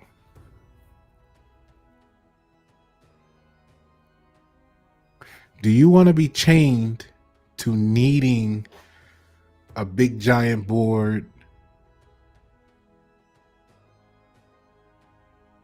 Or you want to be chained to needing $5 million worth of rack gear? Because the moment you learn on this and then you go work on something else, you have to know you got to learn all over again.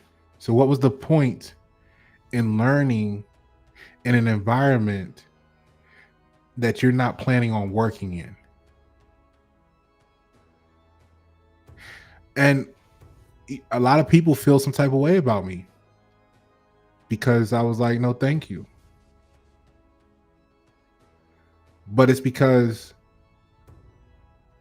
I know for me, I want to work on music at my place.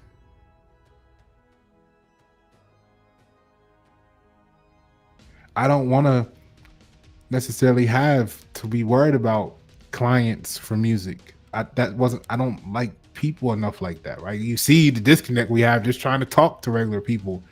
Like, that's not me.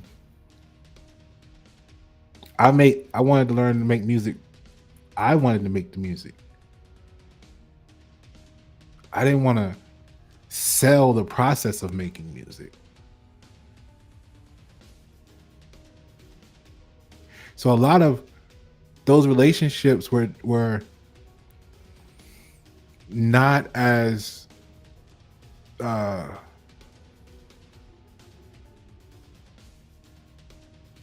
not what they could have been, because sometimes people, if you're not complying to what the way they're used to people acting around them, then they think that there's something wrong with you, and or then that's when levels of disrespect comes into play in their mind, because technically it is disrespect because they can't relate to why you're not valuing their process from prehistoric times.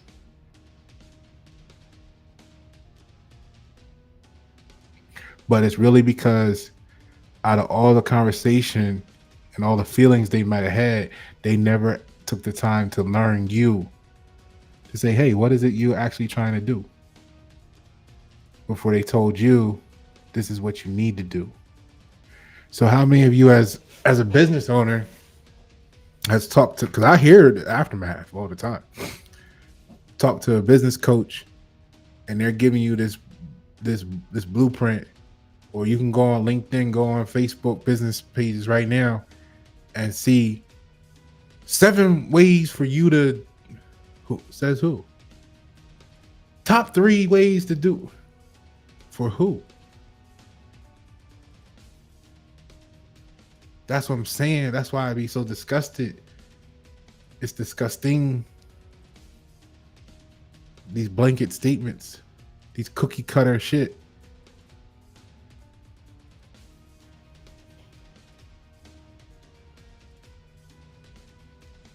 Because they try to give you this one size fit all shirt and it don't fit everybody. So we got to blame the consumer for continuing to purchase it. And who are the consumers purchasing the bullshit? The normatively socially influenced people of the United States citizenship. You see how the cancer spreads?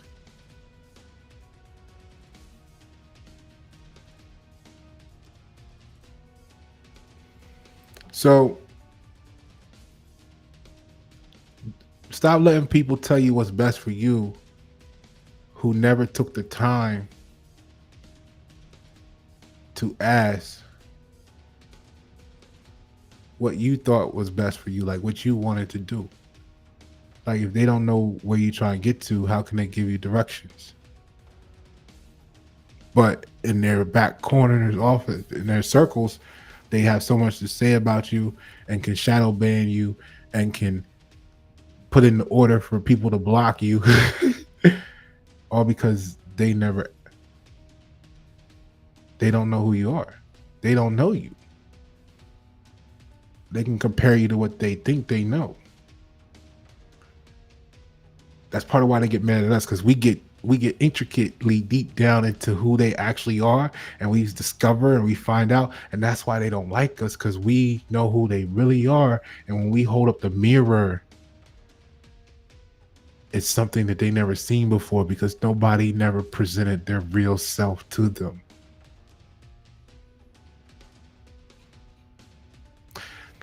That's why authentic people and genuine people don't mix, because genuine is real. Authentic is, do you qualify? Can you meet this criteria?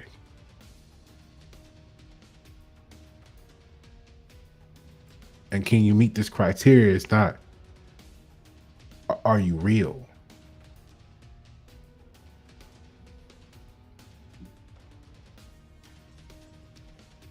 Right, JTR.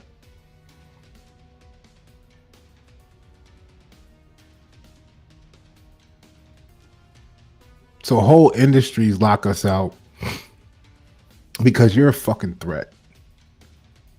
And they know as soon as you get the paper that they got, you know what to do with it. Everybody heard the story before about Jay-Z, quote, running, and it's hearsay, right? I think Jay-Z said it himself in a couple. When he was talking about, y'all gotta get ready, 50 Cent coming. See, the people who are on truth are like 50 Cent.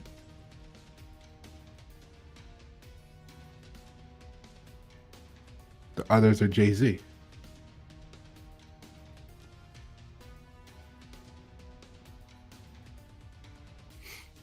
So the long story short, I mean, let's do this real quick. You can come to the page. There's another video. I captured a video because I had to I gotta do that now. I need receipts because people be deleting shit. People be going back, editing shit. Like they'll say something to you in the post comment. You gotta watch this, y'all. You'll be having an engagement with them online, and you go back and they done change the comment. Like, and I don't mean like edit it. They type and they caught a typo, changed it. I mean they go back, see what you wrote, and change it so that they can play the victim later on. That's why we had to screenshot it, because if I didn't know any better, I would think something was wrong with me. So I would screenshot shit and I'd be like, hold on, let me check. Yeah, no, that ain't what that said before. Why is it different? Oh, I see what you're trying to do.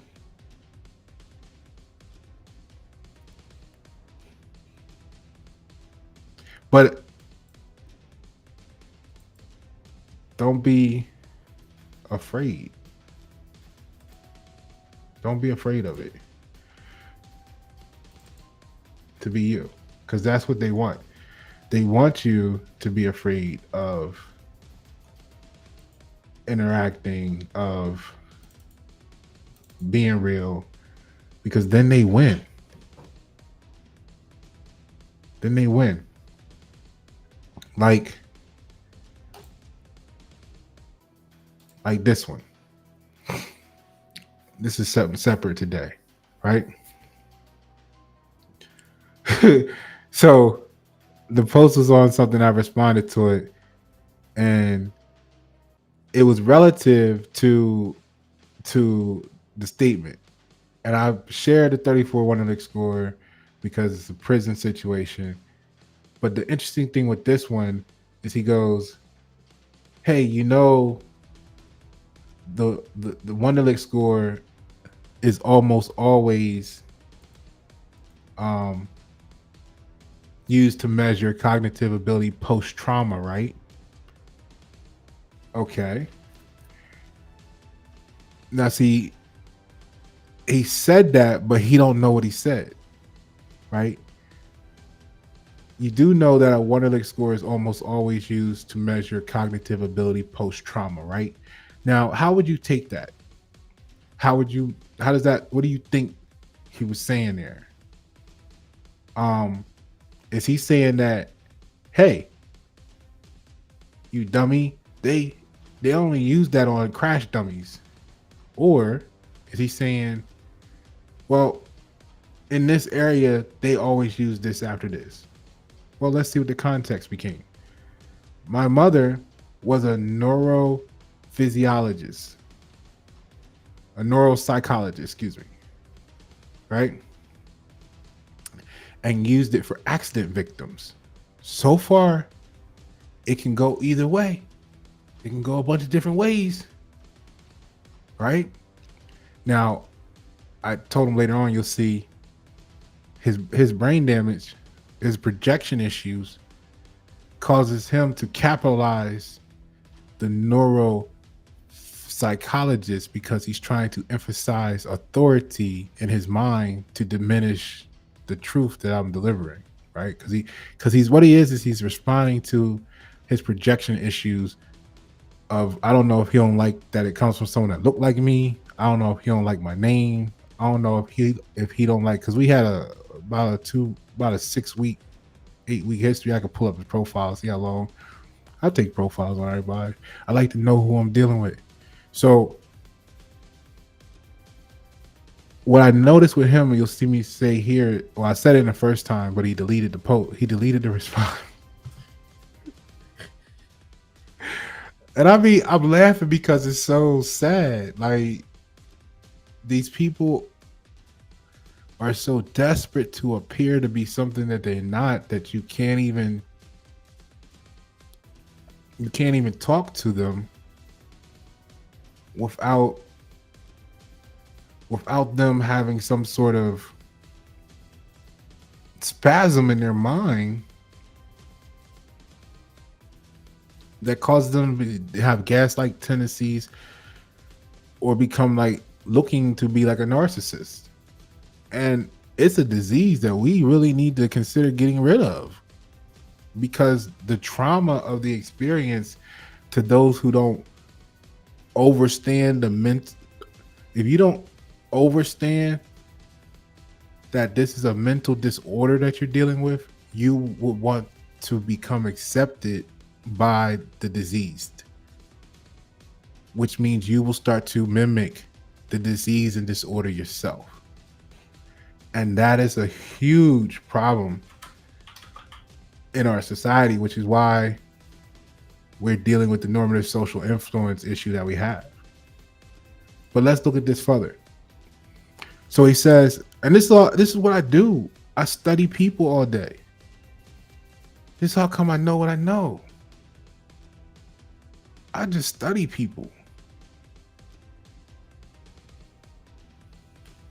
This is a real life case study right here for you. And what happens is, this is why they don't want to talk to us anymore. Because they bullshit don't work, and they go home throwing up when they see themselves in the mirror. And every time they see you, you remind them that they don't like who they are. It's not that they don't like you. It's that every time they see you, you remind them. Remember saying, you remind me, right? You remind them that they hate themselves. But all you were trying to do is help them not hate themselves. Anyway, so to continue, Remember, there's a fork in the road. How does he mean it?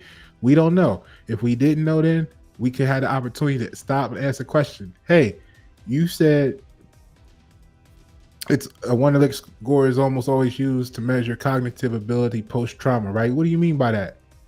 Like, that's what we do. That's what smart people do. We ask the question.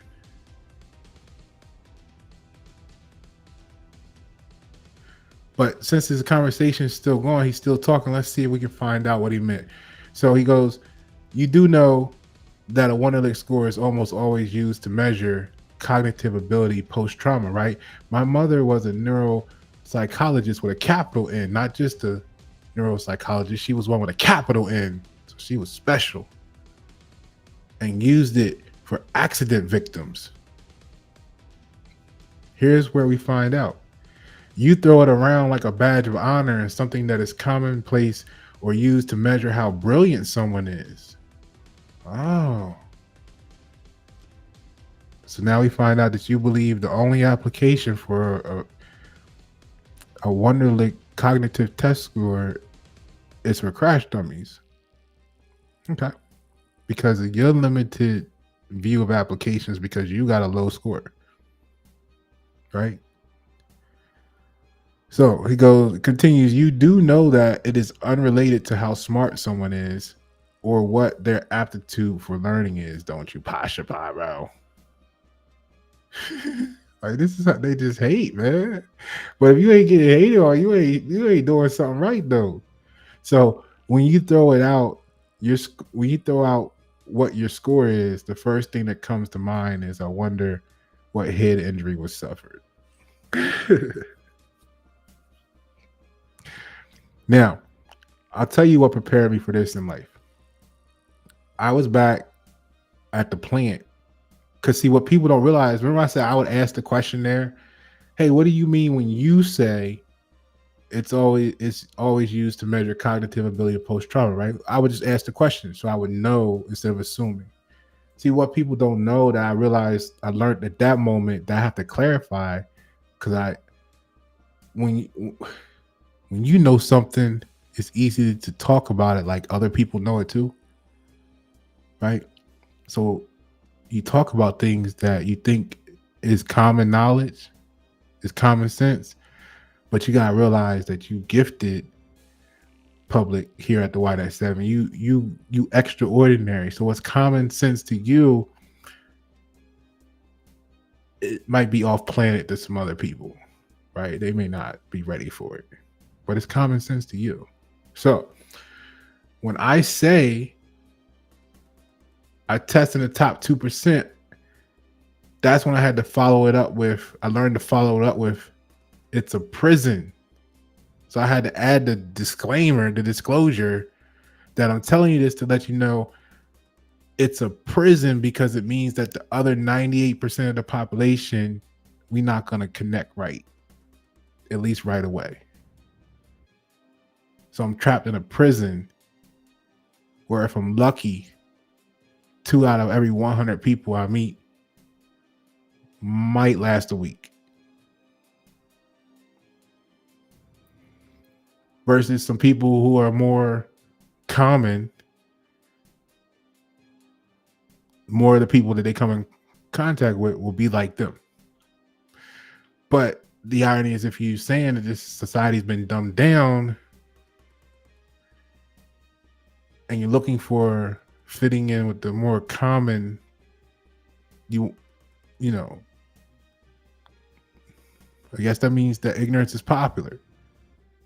So if you're not ignorant, that's why the new racism is on conscious intelligence, right? So let's look at this, my response.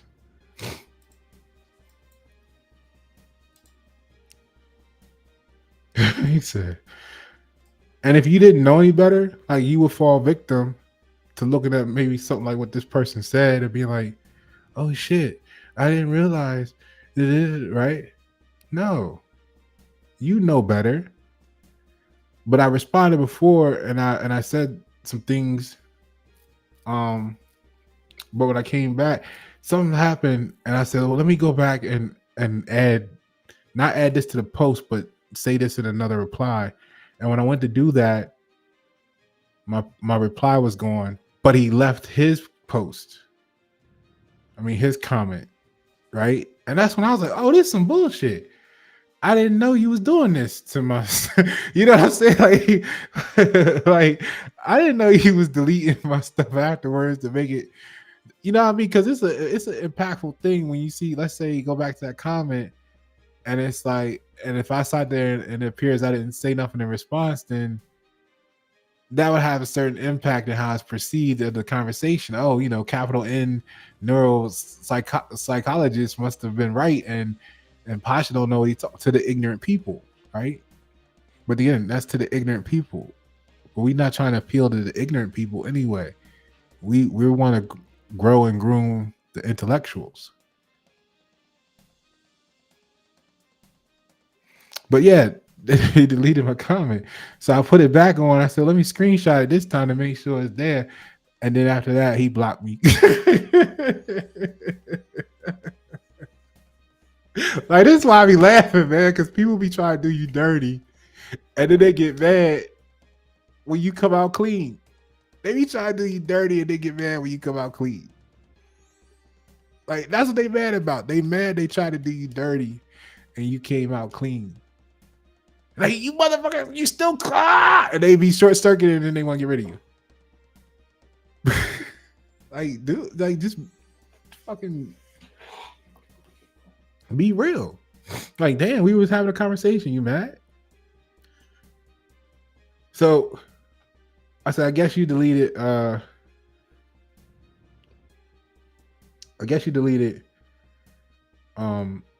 my response, so I'm a screenshot with you now.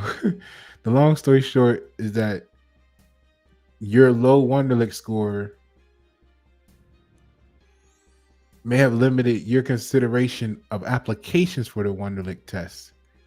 The brain issues you're suffering, because now I'm irritated. Like, the first time it was more like just a response, like, hey, look, you know, it makes sense when you think about it, being as though the Wonderlic score tests the abilities of the brain, problem solving aptitude, cognitive processing speed, verbal and numerical reasoning, logical thinking, general knowledge, and performance under pressure. So what they're doing, they're using that test after an accident to measure, well, if you've taken blunt force trauma to the head, what is your level of brain function right now? And I guess now that I'm thinking about it, it's probably why the NFL uses it too, because they're probably getting the baseline when you first start, so that if you have a concussion or something and they measure you there, that they can see if any numbers deviate. Because it's mainly used by a lot of employers who are looking for skills, right? And I think I said that down here. So look, the brain issues that you're suffering from have you capitalizing neuropsychologists to make your mother appear to be more of an authority than the truth. And that's when I told him what the Wonderlic score actually measures. And I said that's all things you want to test to after trauma to the head. In reality, the Wonderlic is primarily used by employers across various industries. And I got this from Google because I didn't feel like typing it out. So I just said, put this in there for them. And industries to access potential employees. I already knew this because if you go back and look at the post, this is where I got the picture from, similar places where it shows you the jobs, the industry, and the level of Wonderlic score that they recommend you should have to work and be successful in a certain job title or industry. They have the whole thing mapped out. Like, for example, off the top of my head, I think a 32, because I can't really see the number down there, a 32 is a systems analyst. So I got 34. I test off their these charts here. So I'm supposed to be per that at least a rocket scientist, but they knew that about me when I was in third grade. Like, it's nothing new for me, but I grew up in this prison of intellect, right?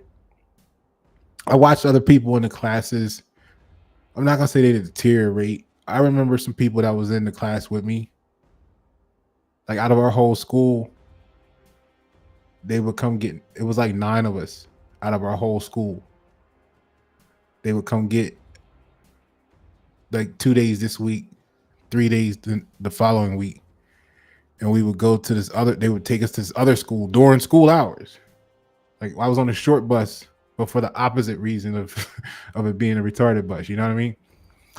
And we would go have our special classes that were all day long classes at this whole other school, because we only had one school that did the special courses in the whole district.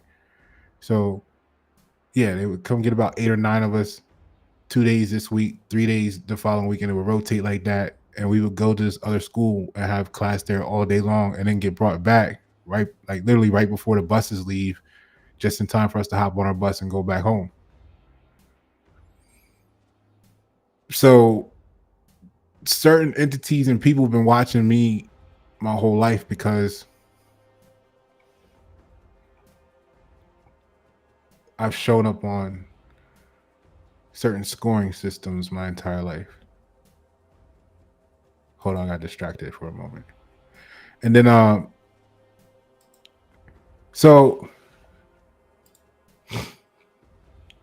the NFL uses it, employers use it, and it says companies in diverse sectors like manufacturing, technology, healthcare, this, that, and the other, roles for requiring strong analytical skills. And this is where, like I said, this is the second time I got posted because you deleted it, but I saw this as valuable to have this conversation documented. So I didn't get to put all the detail in before when I was, crafting the response the first time, because I was like, let me just post the important stuff and snapshot it. But I had these irritation points too.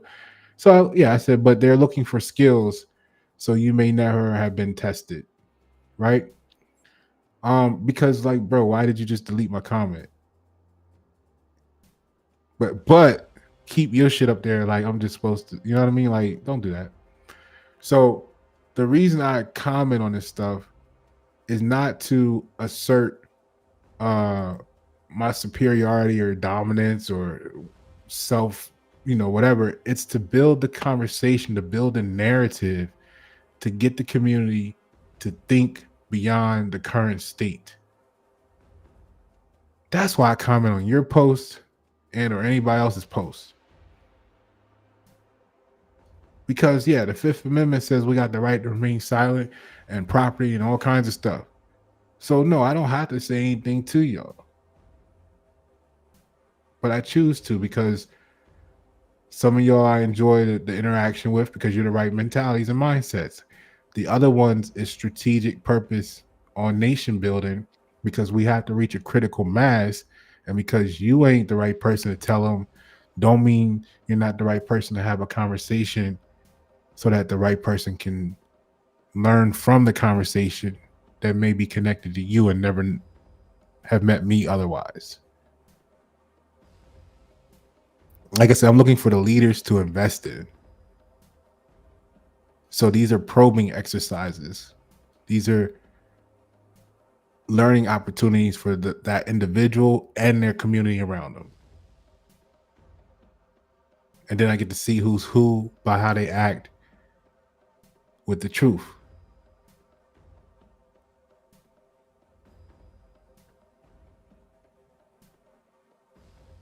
So this dude was really telling me, oh, that test is for crash dummies, because he don't know any better.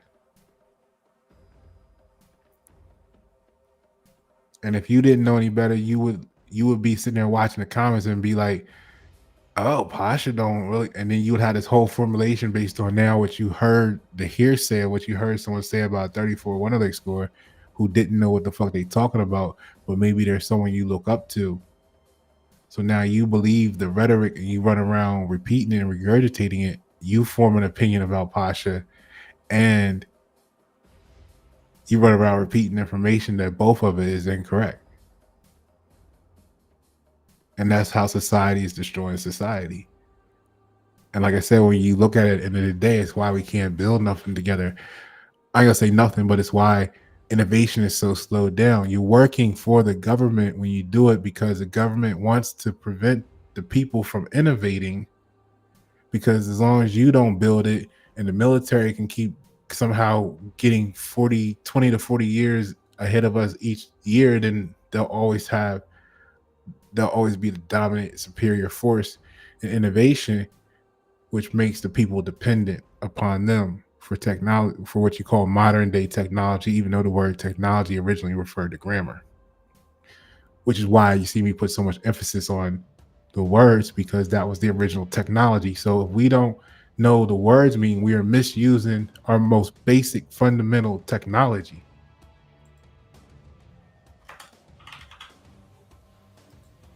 Ugh.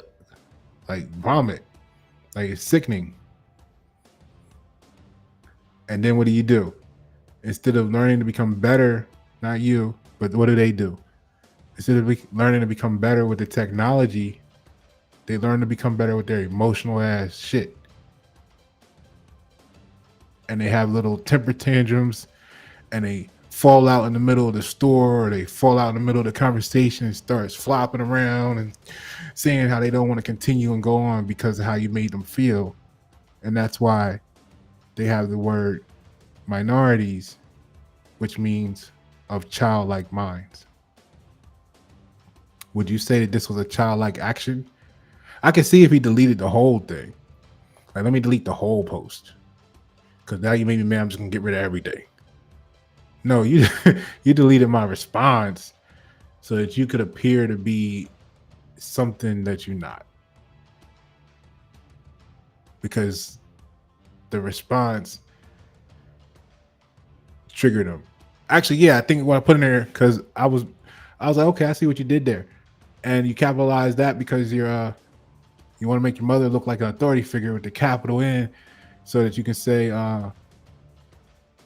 she's more of an authority than me. Because I don't know this. I only went through it, right? I only studied it and went through it and been tested and know the background, know what it's for, know the reason I was able to do engineering work in corporate America without an engineering degree or engineering experience, and run a maintenance department without even having a maintenance background, was because I had a 34 Wonderlic score. But you're going to tell me it's only used for crash dummies. You dumbass. Like that's why we need to get rid of the cancer. We need to get rid of the disease. We need to clean house. We need to reset.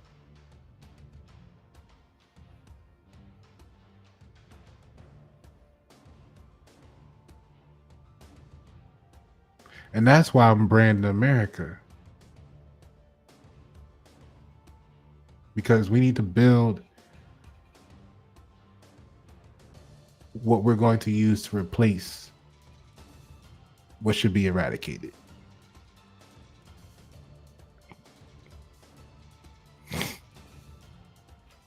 So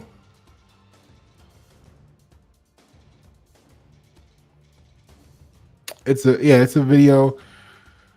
I did just a screenshot where just scroll through the conversation between me and Chris Doe. You can check that out. I mean, it's all there. Basically,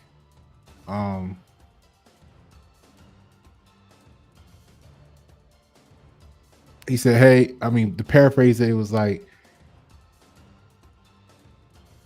"Fuck it, let's just do it. We got the time."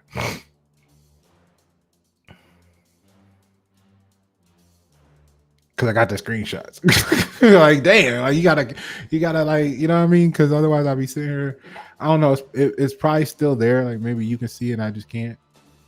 Like, he probably just blocked me. He probably didn't. I don't think Chris would delete his comments. He's normally so proud of what he says and who he gives credit for where he got it from. But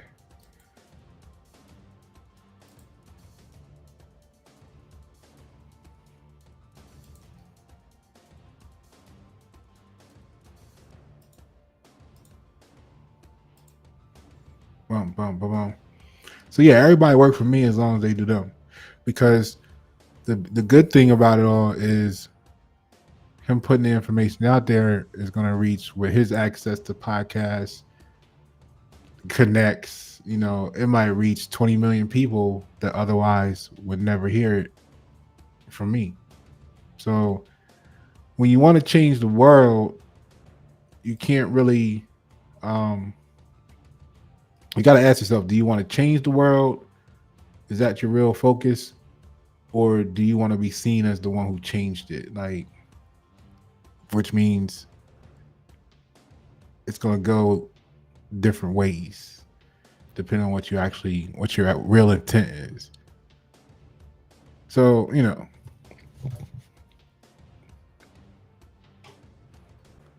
this is the work of. So in this episode, they talk about what's important in brand. The person, the most important thing being the person behind the brand, right? And creators, entrepreneurs are creating a facade. Well, see, the thing was, a few days prior to that, and I particularly keyed in on this topic, but I've been talking about this sort of stuff for like years now, and it's part of why people don't rock with me, because I'm saying things like this and they feel some type of way about it. So of course they avoid you because they want to maintain peace, and we're about spreading the truth here. So, and you could be like, oh well, everybody can say it, but when you get certain phrases and certain things that are lining up and certain little jokes made, that's like, wait a minute, that's what I was. Okay. So, but it's a reason why I didn't make any one particular example, because you'll see here. Let's just run through it real quick. So I was like, this the YouTube video with this Omar guy. I don't know much about him, so I didn't speak on him at all. Because I don't talk about what I don't know.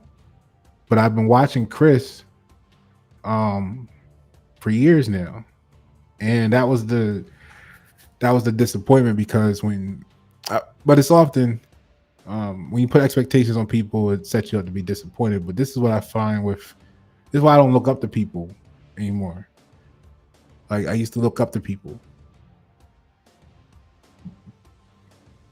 Not necessarily saying they had to be a celebrity, but I just used to look up to people. But I found that from afar, I found myself, I might be looking up to them, but once I got to know them, they were more so a part of the United States citizen mindset than the American focus that I'm looking for. I'll just put it like that. So it became a disappointment, and I lost interest. So I put Chris Doe got these ideas from Pasha LinkedIn page. You can go back to the first time I tagged him in a post a few months ago. He checked he came in, he checked my page a couple days in a row, multiple times, and then since then my ideas have been in his conversations. Because see, I recognize them as mine because I've been following him for, like I said, a few years now. Not following him like, everywhere you go, but I mean, like, I like his talks, right? The issue was what the disappointment was for me was not necessarily what he did. It's the trust issue that he creates in my mind now, because when I realized he took my information because it aligns with like I tag you in a post today. The thing about LinkedIn is it shows you who comes to your page. Like, it's not like Facebook where you have to wait for them to. I guess Facebook used to have it where you could set it up to see who come. I don't know. I don't go that far into Facebook. If you interact on my Facebook page, I'll see it. Like, but then Facebook be doing weird shit. Like, it don't show me who shares my stuff. Like I might just be scrolling through their profile and then realize, oh shit, you shared my shit 4 days ago. I didn't know that. Let me support you for supporting me. But LinkedIn actually shows you when someone visits your actual profile, regardless of their activity. That's super dope. So let's say I tag you in a post. Okay. You got 10 million things going on, whatever the case is. I'm not like staying on the Eminem song. And however, in looking to build at that time, a frame of mind, I'm looking to build relationships. I'm reaching out to people high and low to build relationships in this industry. I'm in this direction I'm trying to go. So yeah, why not reach out, see who wants to connect? So I sent a what they call it, a connection. So I'm networking the best I can because I don't really get along with people. So it's a struggle for me. I get that. So over like maybe let's say, I don't know, 4 to 6 weeks, let's say I tag you in, I don't know, 3 things over maybe 4 things over a 6-week period. Something like that. You never respond, right? For the first ones. Then on the fourth one, you come to my page, you leave and you come back multiple times for 2 days. Hold up 3 fingers for 2 days in a row. So you finally say, oh shit, what's this Pasha Paroh dude tagging me in this? Let me go check it out. You come to my profile, you see that, and you see some other stuff. You leave, you come back multiple times that day, and then you come back multiple times the next day, but you never say nothing. You never tag, you never not tag, you never comment, you didn't like, you didn't leave a finger, you didn't say, hey, what the fuck you doing? Nothing. Then you go, then you basically disappear. And then shortly after that, your conversations go from who you used to be for like ever to now you're adding elements of verbiage and context that I use on a regular basis. All of a sudden you start to be using. Not to say in its entirety, I ain't say you made the whole show that was all Pasha Paroh material, but if you talking on a 60-minute show and 4 minutes of it is content you got from me that people are not, you're saying this is new, revolutionary to you, but it's something I've been talking about for 5 years. See, but the people in your audience don't know that because it's their first time hearing it because it was your first time seeing it. See, that's what happened with the high level overview. So no, I'm not going to hold up. Well, prove it. What the fuck you want me to do? Sit there and give you 6 years of fucking, we'll sit down. We're going to watch the 6 years of content and you pick out what, no, because, and if I hold up one thing, you're gonna attack that, and then we're gonna lose the focus on all the other potential stuff. I don't even know what all he got. The point of the matter is, to be truthful, I put it on the internet for it to be shared. So I'm not really concerned that he took it. I'm concerned that a person of his attitude, meaning position, the right Mr. I give quote all my sources should have quoted Pasha Paroh. But what they do is they take your information, they go study it a little bit for their 5 minutes. You've been studying this for 20 years. They get what you said. They go do some research for 5 or 10 minutes or give it to their sweatshop workers in the back. They say, explore this for me, create a report, or they put it in chat BGBT, and they get a little printout, and then they feel like they know something. because they can repeat some words, but they don't know what the words mean yet because they haven't spent time to become intimate with the thought process. Like I said earlier, I can repeat what they said, but I don't know why they said it. So I would rather refer you to them or mention them in a quote. But what he did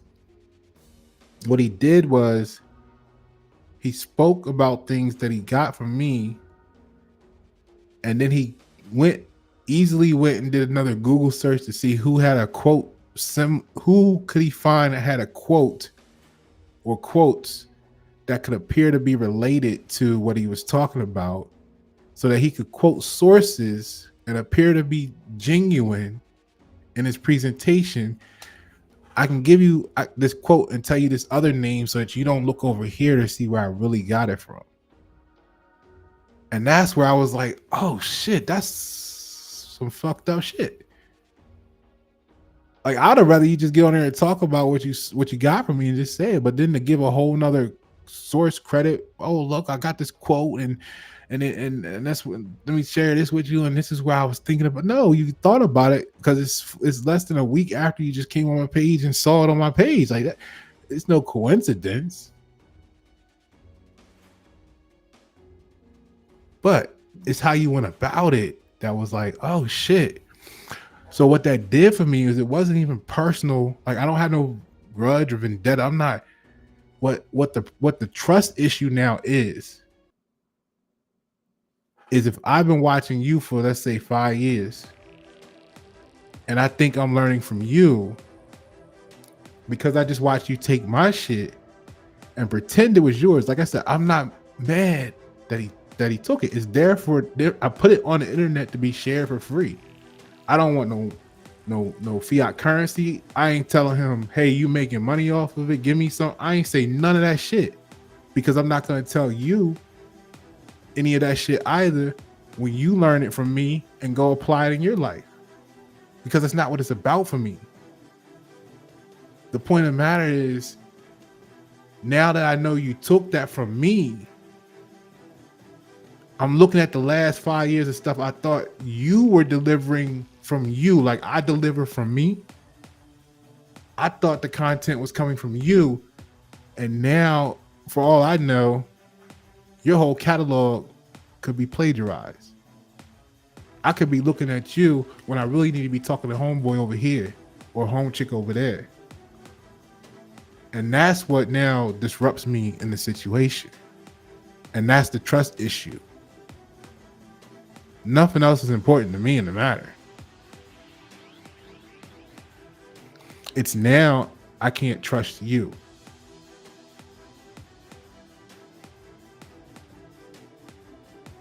So now that's how it started. We'll go over this. This will be quick. And so now remember, he didn't respond, right, to these posts. He come in, he checked my page, my profile, and he says nothing. He doesn't engage with anything. He doesn't like, he doesn't hate, he doesn't laugh at, he doesn't say nothing. He comes in and he leaves no fingerprints purposely, right? So he goes, now that I put this out, like, yo, Chris Doe just came on my shit, took my shit, pretended it was his. Some time go by, like a couple hours, very short time period, or measured in hours rather, and he shows up. But this time he shows up and he engages, but it's strategic. Because see, he says, Pasha, I'm not sure what you're accusing me of and what content that I've stolen from you. Can you cite what content it is, and have you checked to see if I've seen that content? Now, in the original statement, I state, because this is where all his foolish ass zombies was in the comments, like, yeah, can you, like 10% of them was like, yeah, can you show some proof? I'm like, how the fuck you gonna if you read the fucking original statement, The original statement said you purposely, because you didn't, so it was purposely done that for whatever reason the intent wasn't established at the time from my vantage point. But what I said originally was you came to my page, my profile multiple times, like more than 4. Over a 2-day period of time, each day, back to back. What were you doing? What do you do when you go to someone's page? What does it mean to you when you go back to that page multiple times in a day? Are you really taking an 8-hour workday with repeat trips to read the same post? No. What are you doing? You looking through it. You found something you like.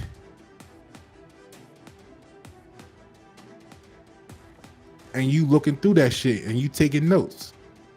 See, he a handwriter too. He don't even take notes on the computer. He's probably got the notes in his little notebook, one of the notebooks he keep walking around with all the time.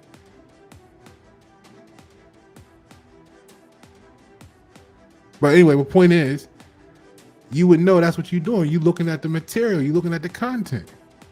And you came back 3-4 times a day, and then you come back the next day multiple times. What you doing? But you don't like nothing, you don't comment on nothing, you don't put the finger, you don't put a mad face, you don't say fuck you, nothing. You just silent. You not leaving no fingerprints. So he said, I'm pretty good at citing sources as evidence in most of my talks and workshops. I'm here to learn and correct mistakes. Please let me know. So see, this is, if you from the streets or you from the hood or you done been in some court situations, you recognize this statement. It may be super polished, right? But you recognize this as a plotting motherfucker. This was a plotting motherfucker. Now, either he plotted in advance when he did the shit to say, okay, I got to do it like this, which means either he done it before to other people, or he at least just plotted in advance to cover his tracks in the future as a what if I get asked these questions situation. Like, we ain't no dummies. We from the hood.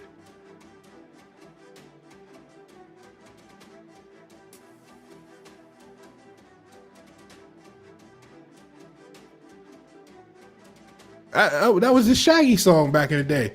They got me on camera. It wasn't me. Right?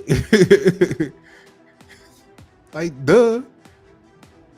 So, yeah, I'm not sure what you're accusing me of and what content I've stolen from you. Can you cite what content it is? And have you checked to see if I can see that, if I've seen that content? Now, this tells you this is a motherfucker playing with your mentality. How you gonna ask me, have I checked to see if you've seen that content? Because technically, I got a YouTube channel too that you act like. I put all this on here in a moment. We gotta get to it. How the fuck am I supposed to have checked to see if you've seen that content? What he was counting on was he was talking to a dummy, the crash dummy that the other guy was talking about with the Wonderlic score test, and he thought I was gonna be on there and be like, no, I didn't see if you saw it or not, so that he could say, well,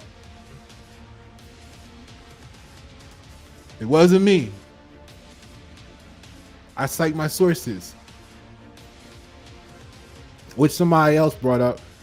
And like, all you gotta do is, like we talked about, you get the information, you go grab another source, quote, email, say this is the source, and then the whole people in your comment, your zombie audience is saying, oh, he's good at citing sources. Yeah, but I had to respond to one of his zombies, and I said, but just because he gives you a source doesn't mean that it was the original source for him. He's giving you a name of where he's got it from, And what you don't know, because you ain't never been in no court cases yourself, or had to or fought one of your own and won, or any of the above, is you don't know that that's hearsay. You don't know that you're running around believing hearsay, because you don't know what you don't know. So let's move on. Let's repeat this and move on. So he said, Pasha, I'm not sure what you're accusing me of and what content I stolen from you. Can you cite what content was? Red flag sign number 1, and have you checked to see if I've seen that content?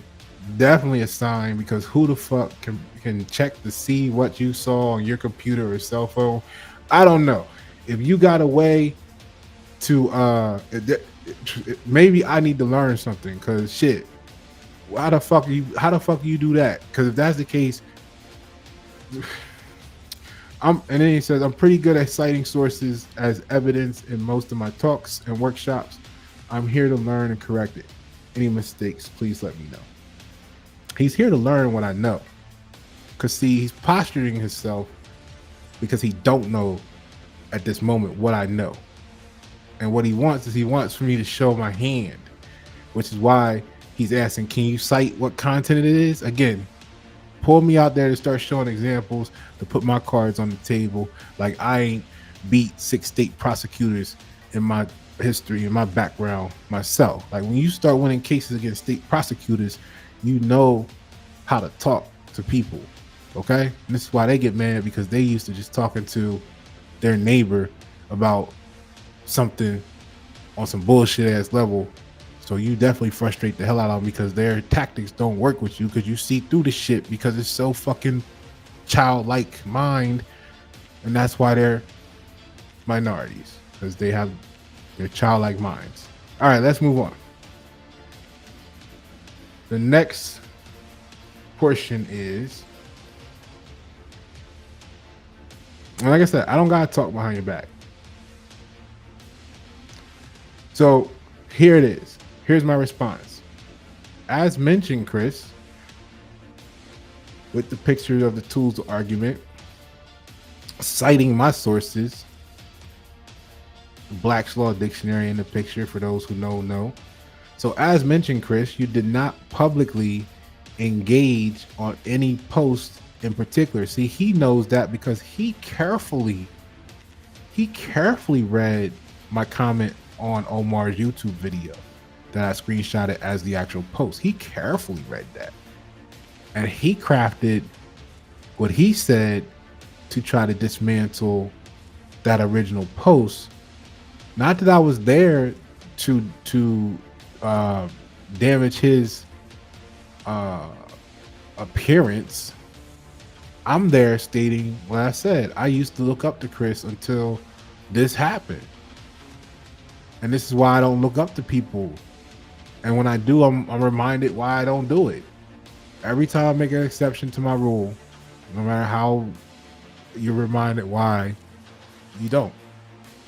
Okay? So yeah, I'm not emotional about shit.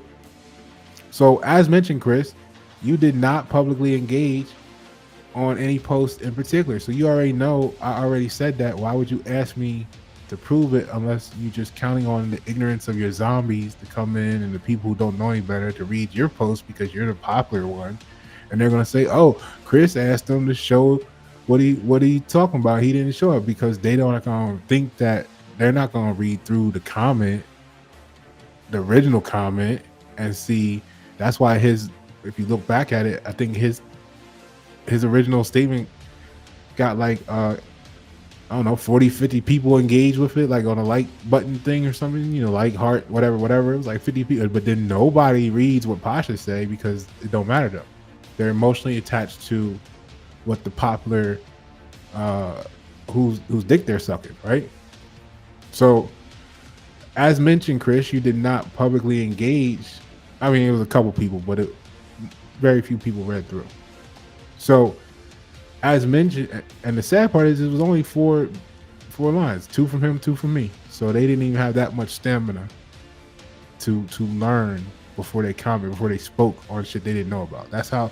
And I'm pointing this not even to limit this to this conversation with me and Chris and his zombies, but now scale it up to the society of the United States. This is why we need to get rid of the cancer. All of it. So as mentioned, Chris, you did not publicly engage on any posts in particular. So now my question is, are you proving that your intent was premeditated to be so calculated as to ask me to prove if you've seen my content? Because you already know I made a statement that should say at this point, based on his belief and what he knows, if he's only thinking about that, he should be knowing, he should think that I don't have a way to prove he saw my content.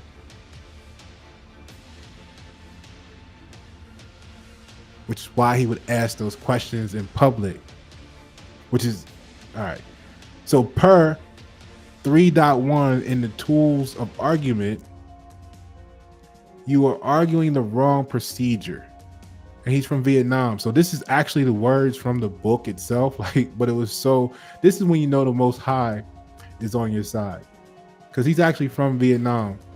And these are the words from section 3.1 in this book. I didn't manipulate. This is the quote from the book. So per section 3.1 in the tools of argument, you are arguing the wrong procedure. And here's where the quote from the book starts under what it says 3.1 is. Like the Vietnam War Paris. So the Most High is on your side when the person from Vietnam is making the same, I ain't gonna call it a mistake, but using the same tactic of argument as was done in the Vietnam War Paris peace talks, in which most of the preliminary negotiations were concerned with the shape of the table around which the discussions would take place. So no, I'm not gonna let you get on here and befool me because you're making the wrong argument. I'm gonna let you know you're making the wrong argument. So let's bring it back. Are you proving with your questioning, basically, your intent was premeditated to be so calculated as to ask me to prove if you've seen my content? And then the statement from 3.1. And then I immediately follow with this to say, also, is that also why, out of all things I tagged you in, Christo, you came to my page multiple times over a 2-day period and didn't like, laugh, give a finger, or comment on anything I directed toward you, yet you showed up for this one?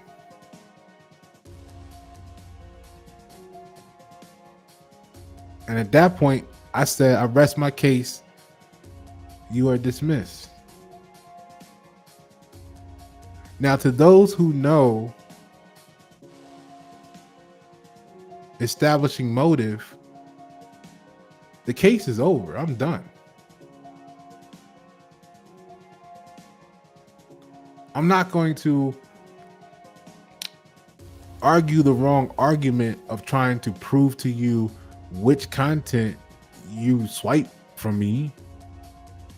Why would I do that? That's dumb. You might have took one piece, you might have took 100. How am I got 6 years, I got 6 to 10 years of content, maybe more. How do I know what you got, what you didn't get? What up? No, you're not gonna flip that on me. The burden of proof. How you gonna unprove this? And never once, you'll see here, he never denied coming to my page. Because see, he been studying LinkedIn because he's trying to improve his LinkedIn followership. He's talked about this over the last few months.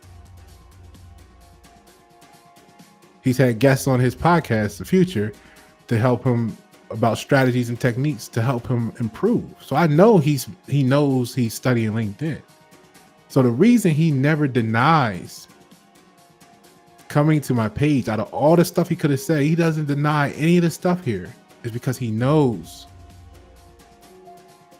it can be proven, but he doesn't know if I know how to prove it.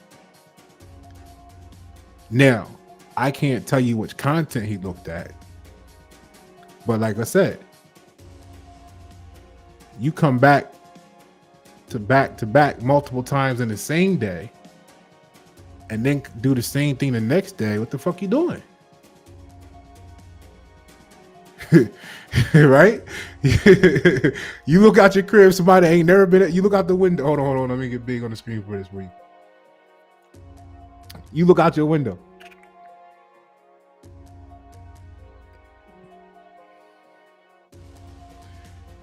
Somebody you know ain't never been to your crib before.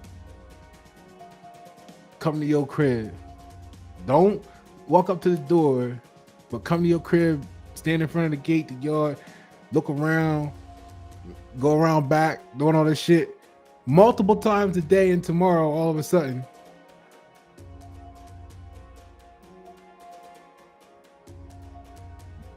what you gonna think? They ain't never been to your crib before. Then all of a sudden, you know, your bike out in the out in the street, right? All right, so let's get this. We got a couple more slides. I mean, it's funny to me because, like I said, I use this sort of stuff because it helps me study humanity, because I'm studying the sickness. This is an illness. So then, like, a bunch of time went by, right? Like, I came right back. Like, he made that comment. I happened to be sitting at the computer. No, actually, I came back at the right time, and like he might have just made the comment, so I was able to respond like within 10 minutes. It was like, I don't know, a couple hours went by. Now he's Chris Doe. He might have some busy shit going on. I don't know. But then he comes back with this. So now, you know the position I got. You know what he's probing for. Here's what he says. I checked out your profile because I was mentioned in another comment. Now that right there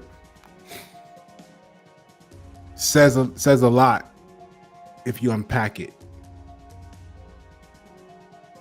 Which one is it, Chris?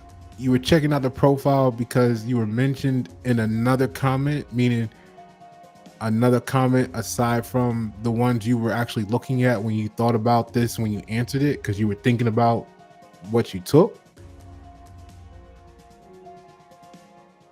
Or is it you checked out the profile because you were mentioned in another comment, meaning that you did recognize that I tagged you in a couple before this one that you didn't, that you didn't come to the page for, but now that I'm thinking about it, you could have had someone look at the page for you. I mean, since you're so tactful. And to me, I wouldn't have noticed it, but you would have known the potential because they would have been trying to explain it to you. So by the time you got tagged in this one, anyway, I'm reaching on that one. But look, what we do know is that, are we talking about you were focused on the stuff that you saw as valuable that you were swiping? So you say another comment, or are you acknowledging that you did see that I sent you a connection request and the couple other ones that I tagged you in, and you knew about it, but you just ignored it? So by the time you saw this one, you saw that it was another one, or were you thinking about the one, the comments that you were interested in, and you were calling this another one, right? But then he follows up with, hey, I believe you referenced it here, which means he's validating the way I said this got started. I tagged you in a couple things, you didn't show up. He's also indirectly validating that you didn't show up. I mean, you didn't show up on the other ones, but then you showed up on this one. which then by default validates and verifies and confirms that you came to the page, you looked over all the stuff, you came back, because now you're agreeing to everything I said is true. So you're confirming that you came back multiple times day one, returned the next day. Mr. Busy Ass Chris Dell had enough time to check my page multiple times the same day, sleep on it, come back the next day, check my page multiple times the following day, but didn't like, comment, say fuck you, anything on it. What the fuck were you doing on my profile for 2 whole days without liking, comment, or engaging? Mr. multi-million dollar a year, busy as fuck, high says profile Chris Doe. What were you doing on my profile for 2 days straight? Like, I ain't got proof shit. This is the proof. So I checked out your profile. See? So he's admitting, I checked out your profile. He didn't say, hey, I came and looked at the post you tagged me in. Nah, bro, I checked out your profile because I was mentioned in another comment. Like, people that can read, I ain't got you just saw everything is right here. This is why I was like, it's open and shut. I'm not mad. I don't want nothing from you. I'm just telling you why I can't trust you no more. I checked out your profile because I was mentioned in another comment. I believe you referenced it here. Now, here's the next valuable point. I wasn't familiar with you and what that person were referring to. I'll repeat. I wasn't familiar with you and what the person with you. I wasn't familiar with what you and what that person was referring to, because I took the post and tagged them in it with the content I put on attached to it to make the complete story of the post. Some of them, like, I didn't tag them. It wasn't like a stalking. I was only like I said, like maybe 4 posts over 6 weeks, maybe even a couple months, like period. It might have been 2-3 months. So, but I know it wasn't no more than like 4 posts. And now that I think about it, that's part of what made me, that last couple ones was like, because he would say something that was so similar to, so he might have, anyway, look. So I wasn't familiar with you and what that person was referring to. So now he's trying to close it out and slide out by saying, it doesn't seem like you actually want to say, but I respect that. I wish I could have cleared this up. So he's trying to appear to be the bigger person, like the, hey, look, I should have said, right?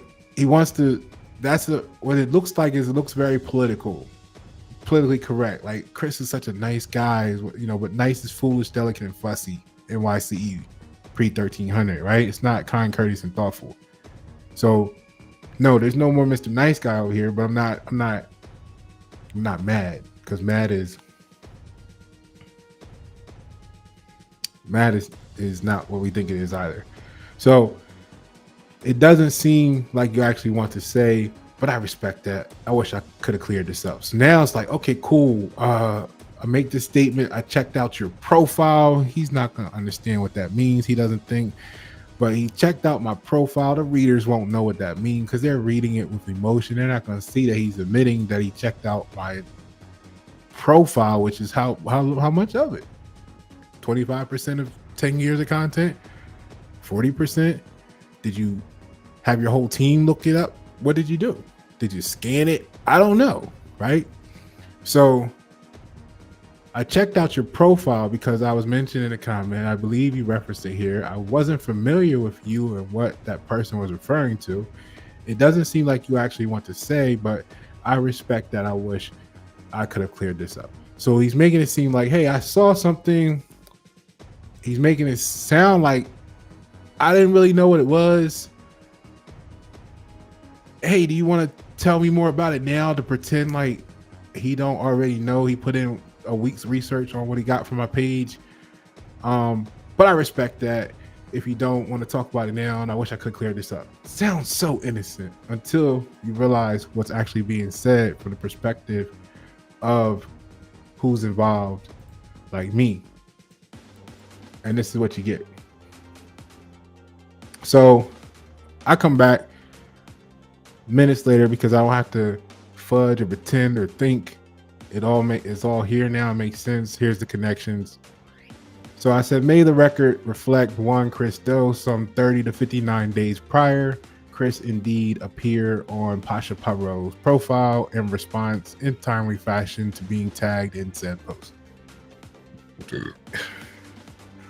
May the record reflect one Chris Doe claims at that moment he was unfamiliar with Pasha Paroh. Claims at that moment he was unfamiliar with Pasha Paroh and my content.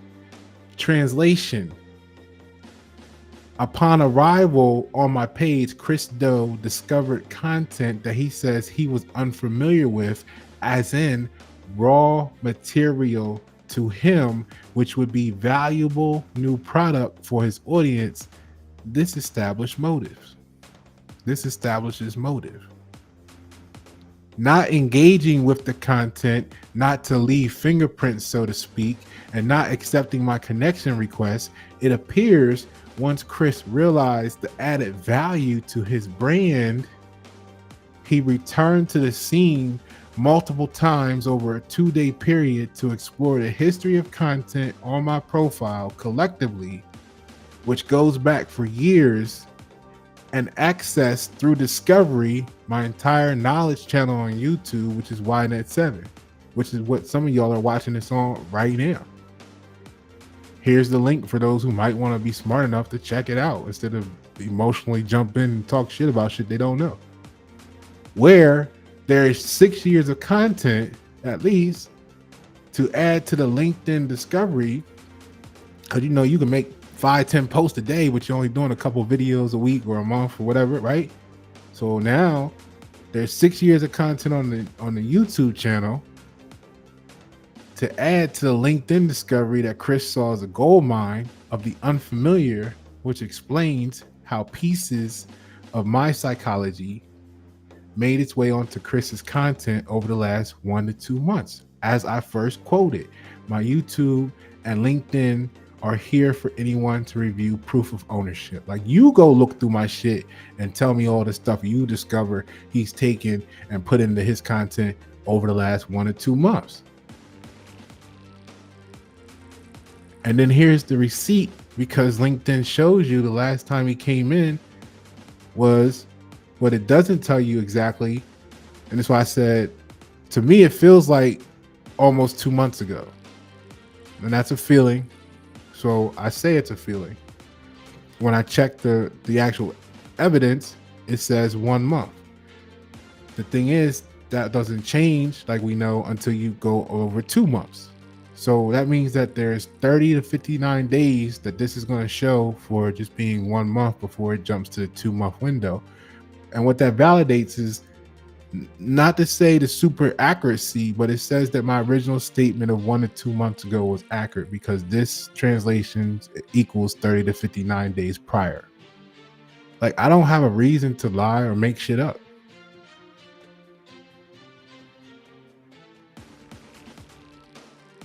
So for all the idiots jumping on my profile, show the proof, bitch, you looking at the proof.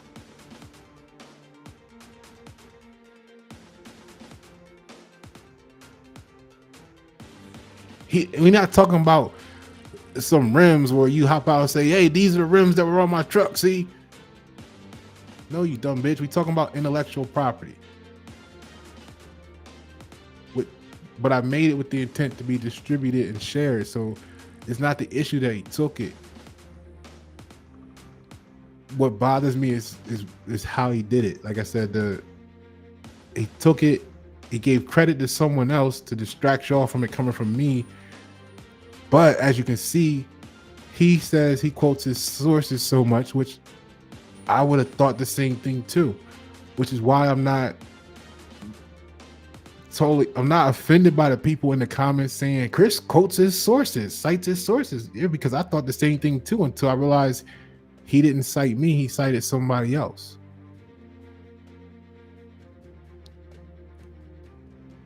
So my question becomes,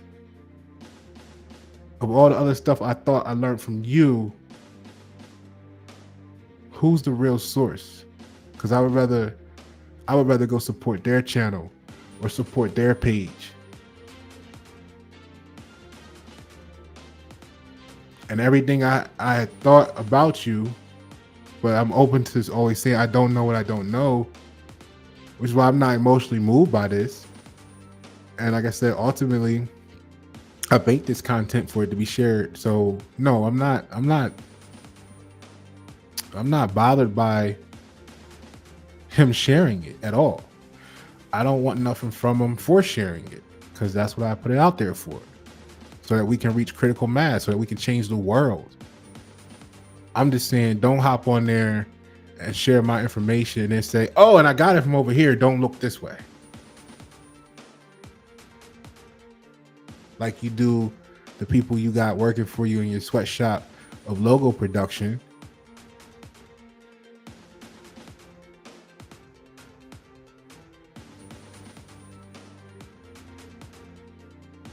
That's the part, because now I can't trust anything else you say. I mean, I can appreciate you said it, like I got it, but I can't trust that. I can't look at you like it's you. That's my disappointment in the whole ordeal. Nothing else. Right? So in response to that, of all things, this is what he puts. Hashtag smoking gun.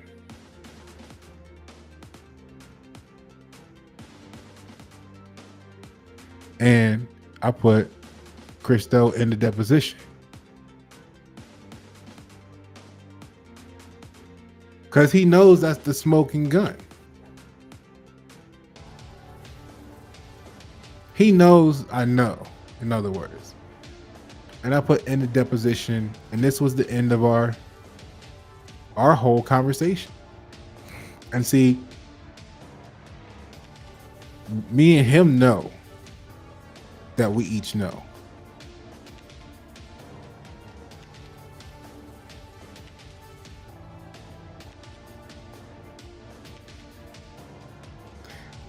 Here's the irony.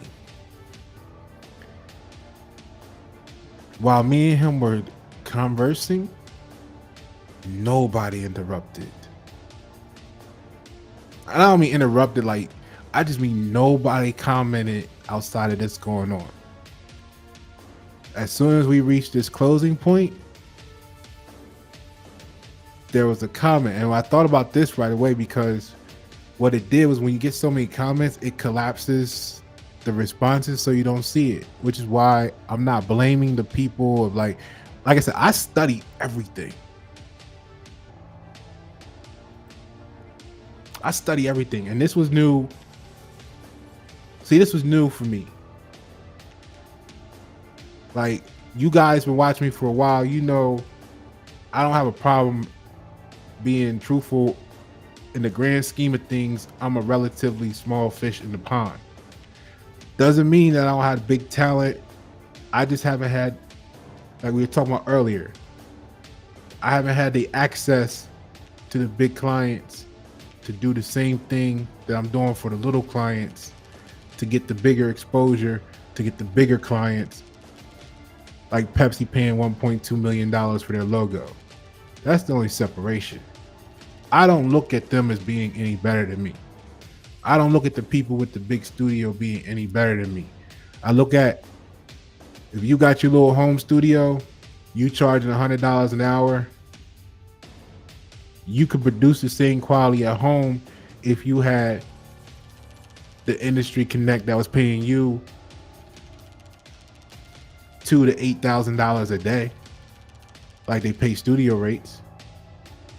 If you got $2,000 a day, you would sit there and make sure all the little intricacies were done just like they do, and you had the ability to perfect it on your home computer almost to the same level as they do in the big studio, even if it takes you a little while longer. But if you were getting $2,000 to $8,000 a day, you would deliver a super high quality product from home too.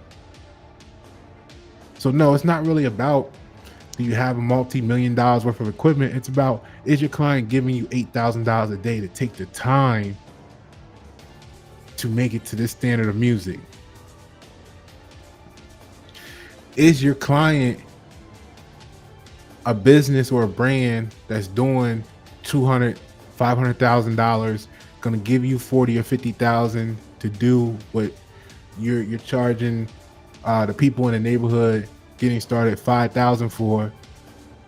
Not so much even more about the money, but about, or the currency, but about the recognition. So that if your client is this big client in the field and they get asked who did the logo and they say you, oh, that's recognition for you. Meanwhile, the clients we might be working with on a lower level, they're struggling, not struggling, but they're growing their business from the ground up. So they don't have the same recognition and prestige of who doing your logo. So we got to do, 10 clients for every one that you do just to get the same paper. I'm not mad about it. What I'm saying is, that's the difference. They're not better than we are. They just have a different level of clientele. And then like when I did the Seagate logo, they're losing $10 million a year because they got the wrong logo. But let's say they paid a Chris Doe. I'm not saying he did the logo, but let's say they're paying someone to do this who maybe had a name for themselves or had a minimalistic approach or was friends with somebody who knew somebody, and now they got a logo that's destroying their revenue. They're losing $10 million a year collectively for over a decade. It's like $100 million difference in what they could have had in working capital and what they do because they got the wrong logo. But whoever did it for them must have been popular enough because they paid them over $1 million to do it.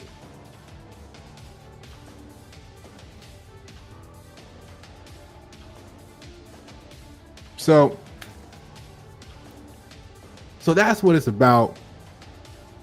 And that's how it got all started. And then as soon as we were done, it was like it's like you go to the kennel and you open up the gates to the kennel and all the dogs run out at the same time. That's what it was like. That's why I used the picture of the zombies, because that's what it felt like. It was like, oh shit, these motherfuckers coming out the woodwork. Where they been from? They ain't saying nothing all this time. And all of a sudden, you can't say this to, he doesn't have to, shut the fuck up. Nobody asked you. Right? You know what I mean? That's literally how I'm handling this shit. Like, yo, what are you talking about? Why are you even here having an opinion, telling me I shouldn't have an opinion, but you're giving me your opinion on why I shouldn't have an opinion? It's something that ain't got nothing to do with you. It's my personal life. That's how dumb it sounds. So what we gotta do, y'all, is I want you to know these people aren't better than you. They may be a better attitude, which means positioned. Like they may be in a network of people who, for what your network is capped out, maybe the people is gonna say all they got is this. Maybe their network is paying 10, 20 times, 100 times the same thing because that's nothing to them. So you either grow your network to get those type of clientele, or you dig in to the network you have, the level that you on, and you keep banging out shit. But I want you to take away from this, if nothing else, they not better than you, fam. I proved that in the whole video where I said, Crystal, I'm the future of branding. That's why he taking notes from me. But he trying to be ahead like the matter of fact, what's the LinkedIn thing here? And then we can get up out of here. We ready to get up out of here. Hold on.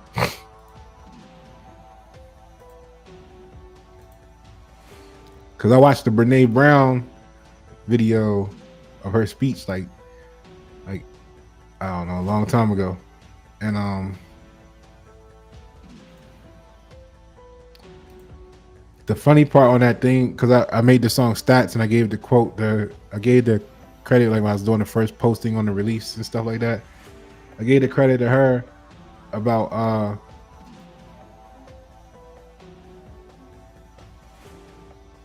being inspired by her speech to make this song, right? Because she used the quote in that speech. She used a quote from Teddy Roosevelt on the Man in the Arena about the critics. And, you know, that's why I got the song like Man in the Arena, brought it on ourselves. But you can't make no rain fall if you're not standing in the clouds. You know what I mean? So you're not living in the clouds. So, you know, I give credit where credit's due, right? But let me go to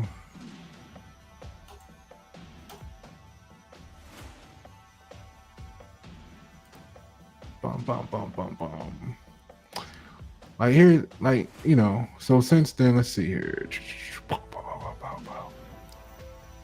Where's the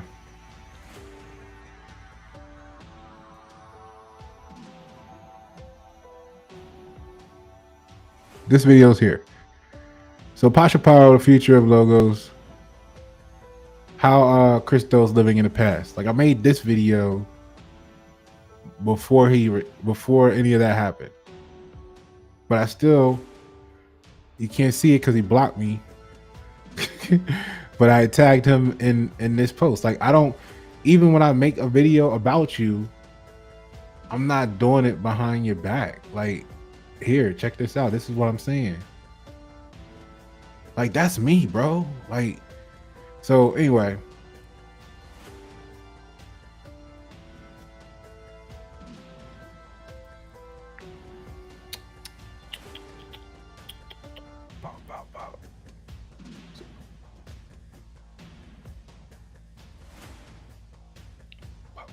So here's the post. Then we get to hear all this. So I had these, they're gone. At least from my side, they're probably still there. But so then I post here, like, I'm like saying, like, yo, this is what it's about. Because I saw the Brene Brown video. It was 10 plus years ago when she did it. I saw the video. I gave credit to the inspiration when I made the song and launched the song Stats. The funny thing though that she said in this video, right, is either this video or something out that, you know, came up at the time that she also did.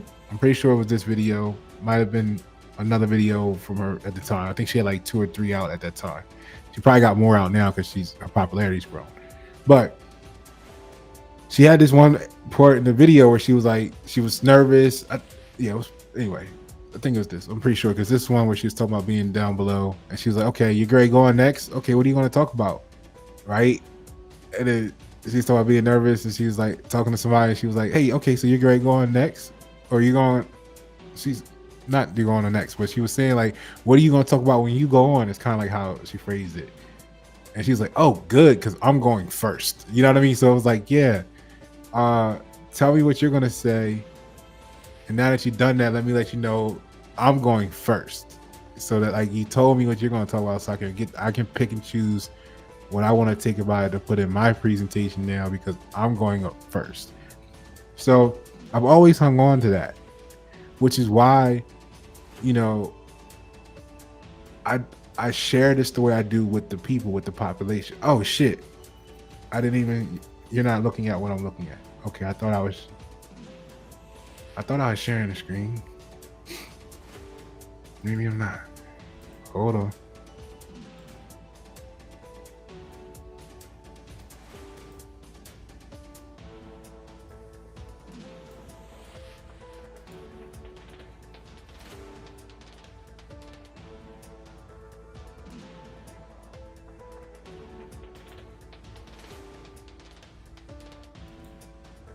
Okay, hold on. Let's do it like this.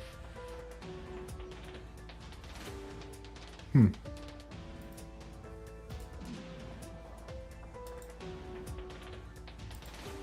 Let's try this again. There you go. All right.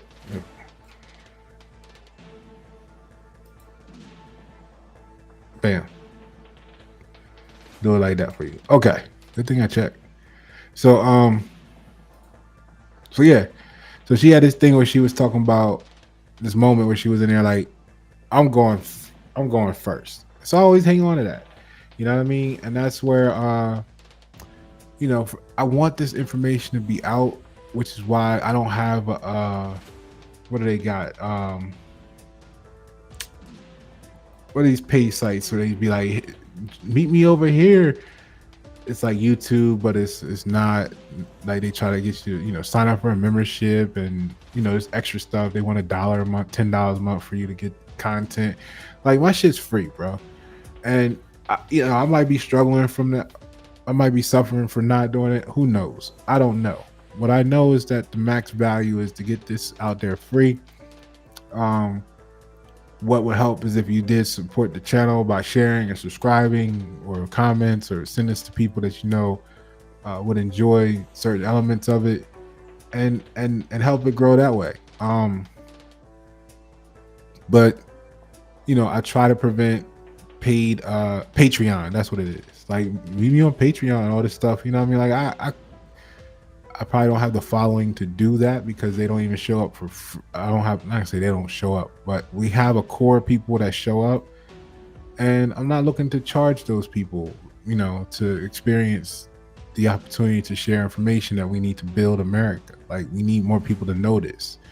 So yeah, I'm not really, I appreciate the fact that it's getting out there. It was flattering that he took it and put it out there. It was just a thing. But here's what it is. Giving credit to inspiration is the most powerful thing you can do. It builds trust through transparency, right? The show of authenticity, meaning checking the boxes in our creative process, demonstrates humility and honesty, creates credibility with our audience, right? So it creates meaningful connections, link our work to larger conversations, connect our audience to valuable resources like the people you really got it from, build bridges between different ideas and communities. This one is really so important. I don't think it comes to mind right away because a lot of prejudices are still in place because people take the ideas instead of saying that we got it from over here to show that, wow, we all want the same thing, and or wow, there's more to those people than I thought. Let's learn more. Let's sit down and talk as communities, as neighborhoods, as different mentalities. So this one's huge, but builds bridges between different ideas and communities, fuels growth and learning, encourage others to explore original sources, demonstrates that great ideas build on other great ideas, show that vulnerability. And this is another one, because if you can't fully explain the idea because you're regurgitating what you got from somebody else, then the idea can't be as valuable as a raw material to the production of something greater with it as a component, because you don't know what you're talking about. Show that vulnerability and admitting influence is strength. So the weak people don't want you to know where they got their information from because they're afraid that they're going to lose power and control in some way, shape, or form. So amplify the impact, help spread valuable messages further, create ripple effects and positive influence, contribute to a culture of generosity and sharing. So the benefit is that the information is getting out there, but you have to understand that the person that took your information and don't give you credit for it, this is everything they're affecting, which is a pretty good size list, because then the community doesn't know that you're the source, and they may be giving information to avoid you, right? The order to avoid you. Meanwhile, they're missing out on where the innovation is coming from. So they can't fully benefit the community because of politics and corruption. So we need to get rid of the politics and corruption, right? So because, stuff like this happens where magically you can't see stuff, comments going, people disappear, they deleting your stuff now. Who knows what these people out here try to do to stay fake. I got the video. It's here. You can watch it. It's what we just went over in a video form. It's just the words scrolling up the screen of the post with some music playing, so you can check it out, because gotta save the truth now, so we know the truth. This was fun. From the experience, I put this out in 2024 to 2025. Only United States citizens show up to attack you and get offended. How you defend yourself. So maybe a reason why you might want to become an American business owner instead of a U.S. citizen. This was a cool post I shared with the truth. Europeans not only colonized most of the world, they colonized information about the world. And that's really cool, because the word colonize comes from colon, right? Or colonize doesn't come from colon, but colon is the first thing in there. And I was able to point out how they did it was using the colon. So because many people don't know what America is compared to the United States, but putting here is so true in both senses of the word. See, colon was part of the intestines pre-1398. So how they got much of the world involved in their shit was through other use, separate word, not just meaning, right? Because the other use of the word colon in the photo, the definition, there's colon 1 and colon 2, like not just where it has multiple meanings, but actually where this is being used as a totally separate word. So colon 2 is like in the punctuation, which was to separate. A separate meaning of colon was punctuation mark. It was originally used to separate independent clauses. So of course, when they wrote their story, their history, their version of it, the separate clauses stated that they found what was already there. Rome, Egypt, Greece wasn't built by who got credit for it. Today, it's just kind of like we were talking about with the Christos situation. The same way they discovered a continent with people living on it, the same way most of their useful knowledge they inherited from the African people who were the monarchs of Europe, and the castles were built for them all this stuff people don't know that they don't know. So, bro, like, you can block me,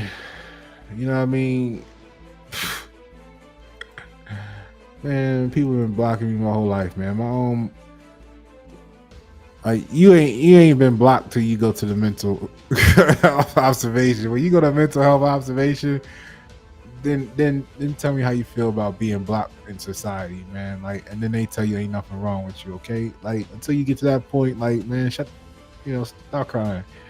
So these people, they came on here, they did their little thing. They tried to railroad me. I stood on business. I stood on truth, and all their feelings are hurt. And then now all of a sudden, they all block me. Like, it's gonna hurt my feelings. Nobody asked y'all to come on the page anyway. It was fine. It was over with when me and Chris had our efficient conversation. Like, see how efficient that was? He said something. I responded. He responded. I responded. It was over. It was over. Then the crew comes with all their little BS, their little cheerleaders and stuff, and it was fun. Like that, if you can still see it, that's great, because I hope it's still there for the community to learn from. Because when you read those comments, and those people are acting all emotional, and they make those emotional rage comments. Um, there's gonna be people in the world that can relate to that. They're gonna feel the same way. So when they read it and then they see the truth responded to them that they may not have considered before, there's gonna be a fork in the road for those people. And they're gonna be able to say, "Oh shit, I never looked at it like that before. I just learned something new." Or they're gonna have their emotional projection issues. The brain's gonna justify what it wants to believe instead of what truth is being presented to them, and they're gonna find a reason to continue to paint the picture they want in their head, regardless of what they see in the real world. So we'll reach a critical mass, one conversation at a time. And it was a pretty fun day. I appreciate it. It's all exercise to me. This was great. Um, so keep sharing the information. Whether you give me credit for it or not, it's free. It's free use information. And all the receipts are there. So what happens is when it goes down in history, in antiquity rather, and someone starts to really dig down the rabbit hole, that's when you find out where the reference tracks came from, because of one person's research discovers that this person wasn't the first one to say it, and then they realized there was a connection. So I'm not concerned with getting credit like on that level. I'm more concerned that the information gets out there. So just keep sharing the information. But if you do share it, don't make up other sources. If you're gonna give a source, give credit to Pasha. If you're just out there talking about what you saw on the internet and you don't mention me, I can respect that, because you're just talking about what you learned from the net. It could be anybody. You could have said my name, but it's not maliciously being averted from, he's telling people it was me. But this was tactfully done. It was well crafted. There were multiple people involved, helping him. And when he did come to the page and comment,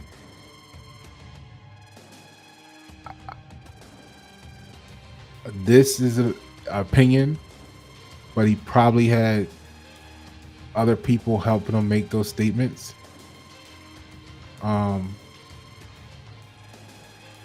He's very crafty, but I think in this case, he once I responded, I think he wanted to make sure his bases was covered. So, because it was a very interesting exercise, and I appreciate the exercise. And like I said, the sad part is, what he don't know is I give the information away for free. He didn't have to feel like he took it and hide it. So that I can't trust him for that purpose, because I don't know who else he's done that to with the other stuff that he's out here sharing in podcasts and workshops. You know what I mean? I'm just gonna keep going and build my podcast and build my workshops. The Vibe workshops coming along. I get to work on it in between working on client work and smacking zombies from the Christo Dojo. So in between all of that, I'll have my first workshop. And with the holidays, I really wasn't trying to maybe present it right now. Maybe in the next couple of weeks, I'll open up the offering, or first the 25 Q1, give everybody a chance for some just time to focus, because I don't celebrate holidays and birthdays and all that BS. That's all bullshit to me. But I appreciate those who feel like they need to wait to a certain day in the year to do something that they could be doing any given day. So, to those people who were trained to only give thanks with the family once a year, and or who believe in the story of Christmas, you know what I mean, and Santa Claus and all that shit. Let them have their moment. Um, I need their undivided attention, so uh, um, I'll decide when exactly I drop it. Maybe it'll be in the gap of the holiday of the those particular dates on the timeline, or maybe it'll be after. But that's all. I'm not mad. I'm actually excited because if Chris Doe of all people come to Pasha Paroh page and start seeing the value of his information and go puts it in the podcast that he delivers to millions of people through these different podcast networks, I knew my shit was good. Did you? Know it was that good? Pasha Paroh. Why that 7? Thank you for tuning. We got to fuck shit up 2020.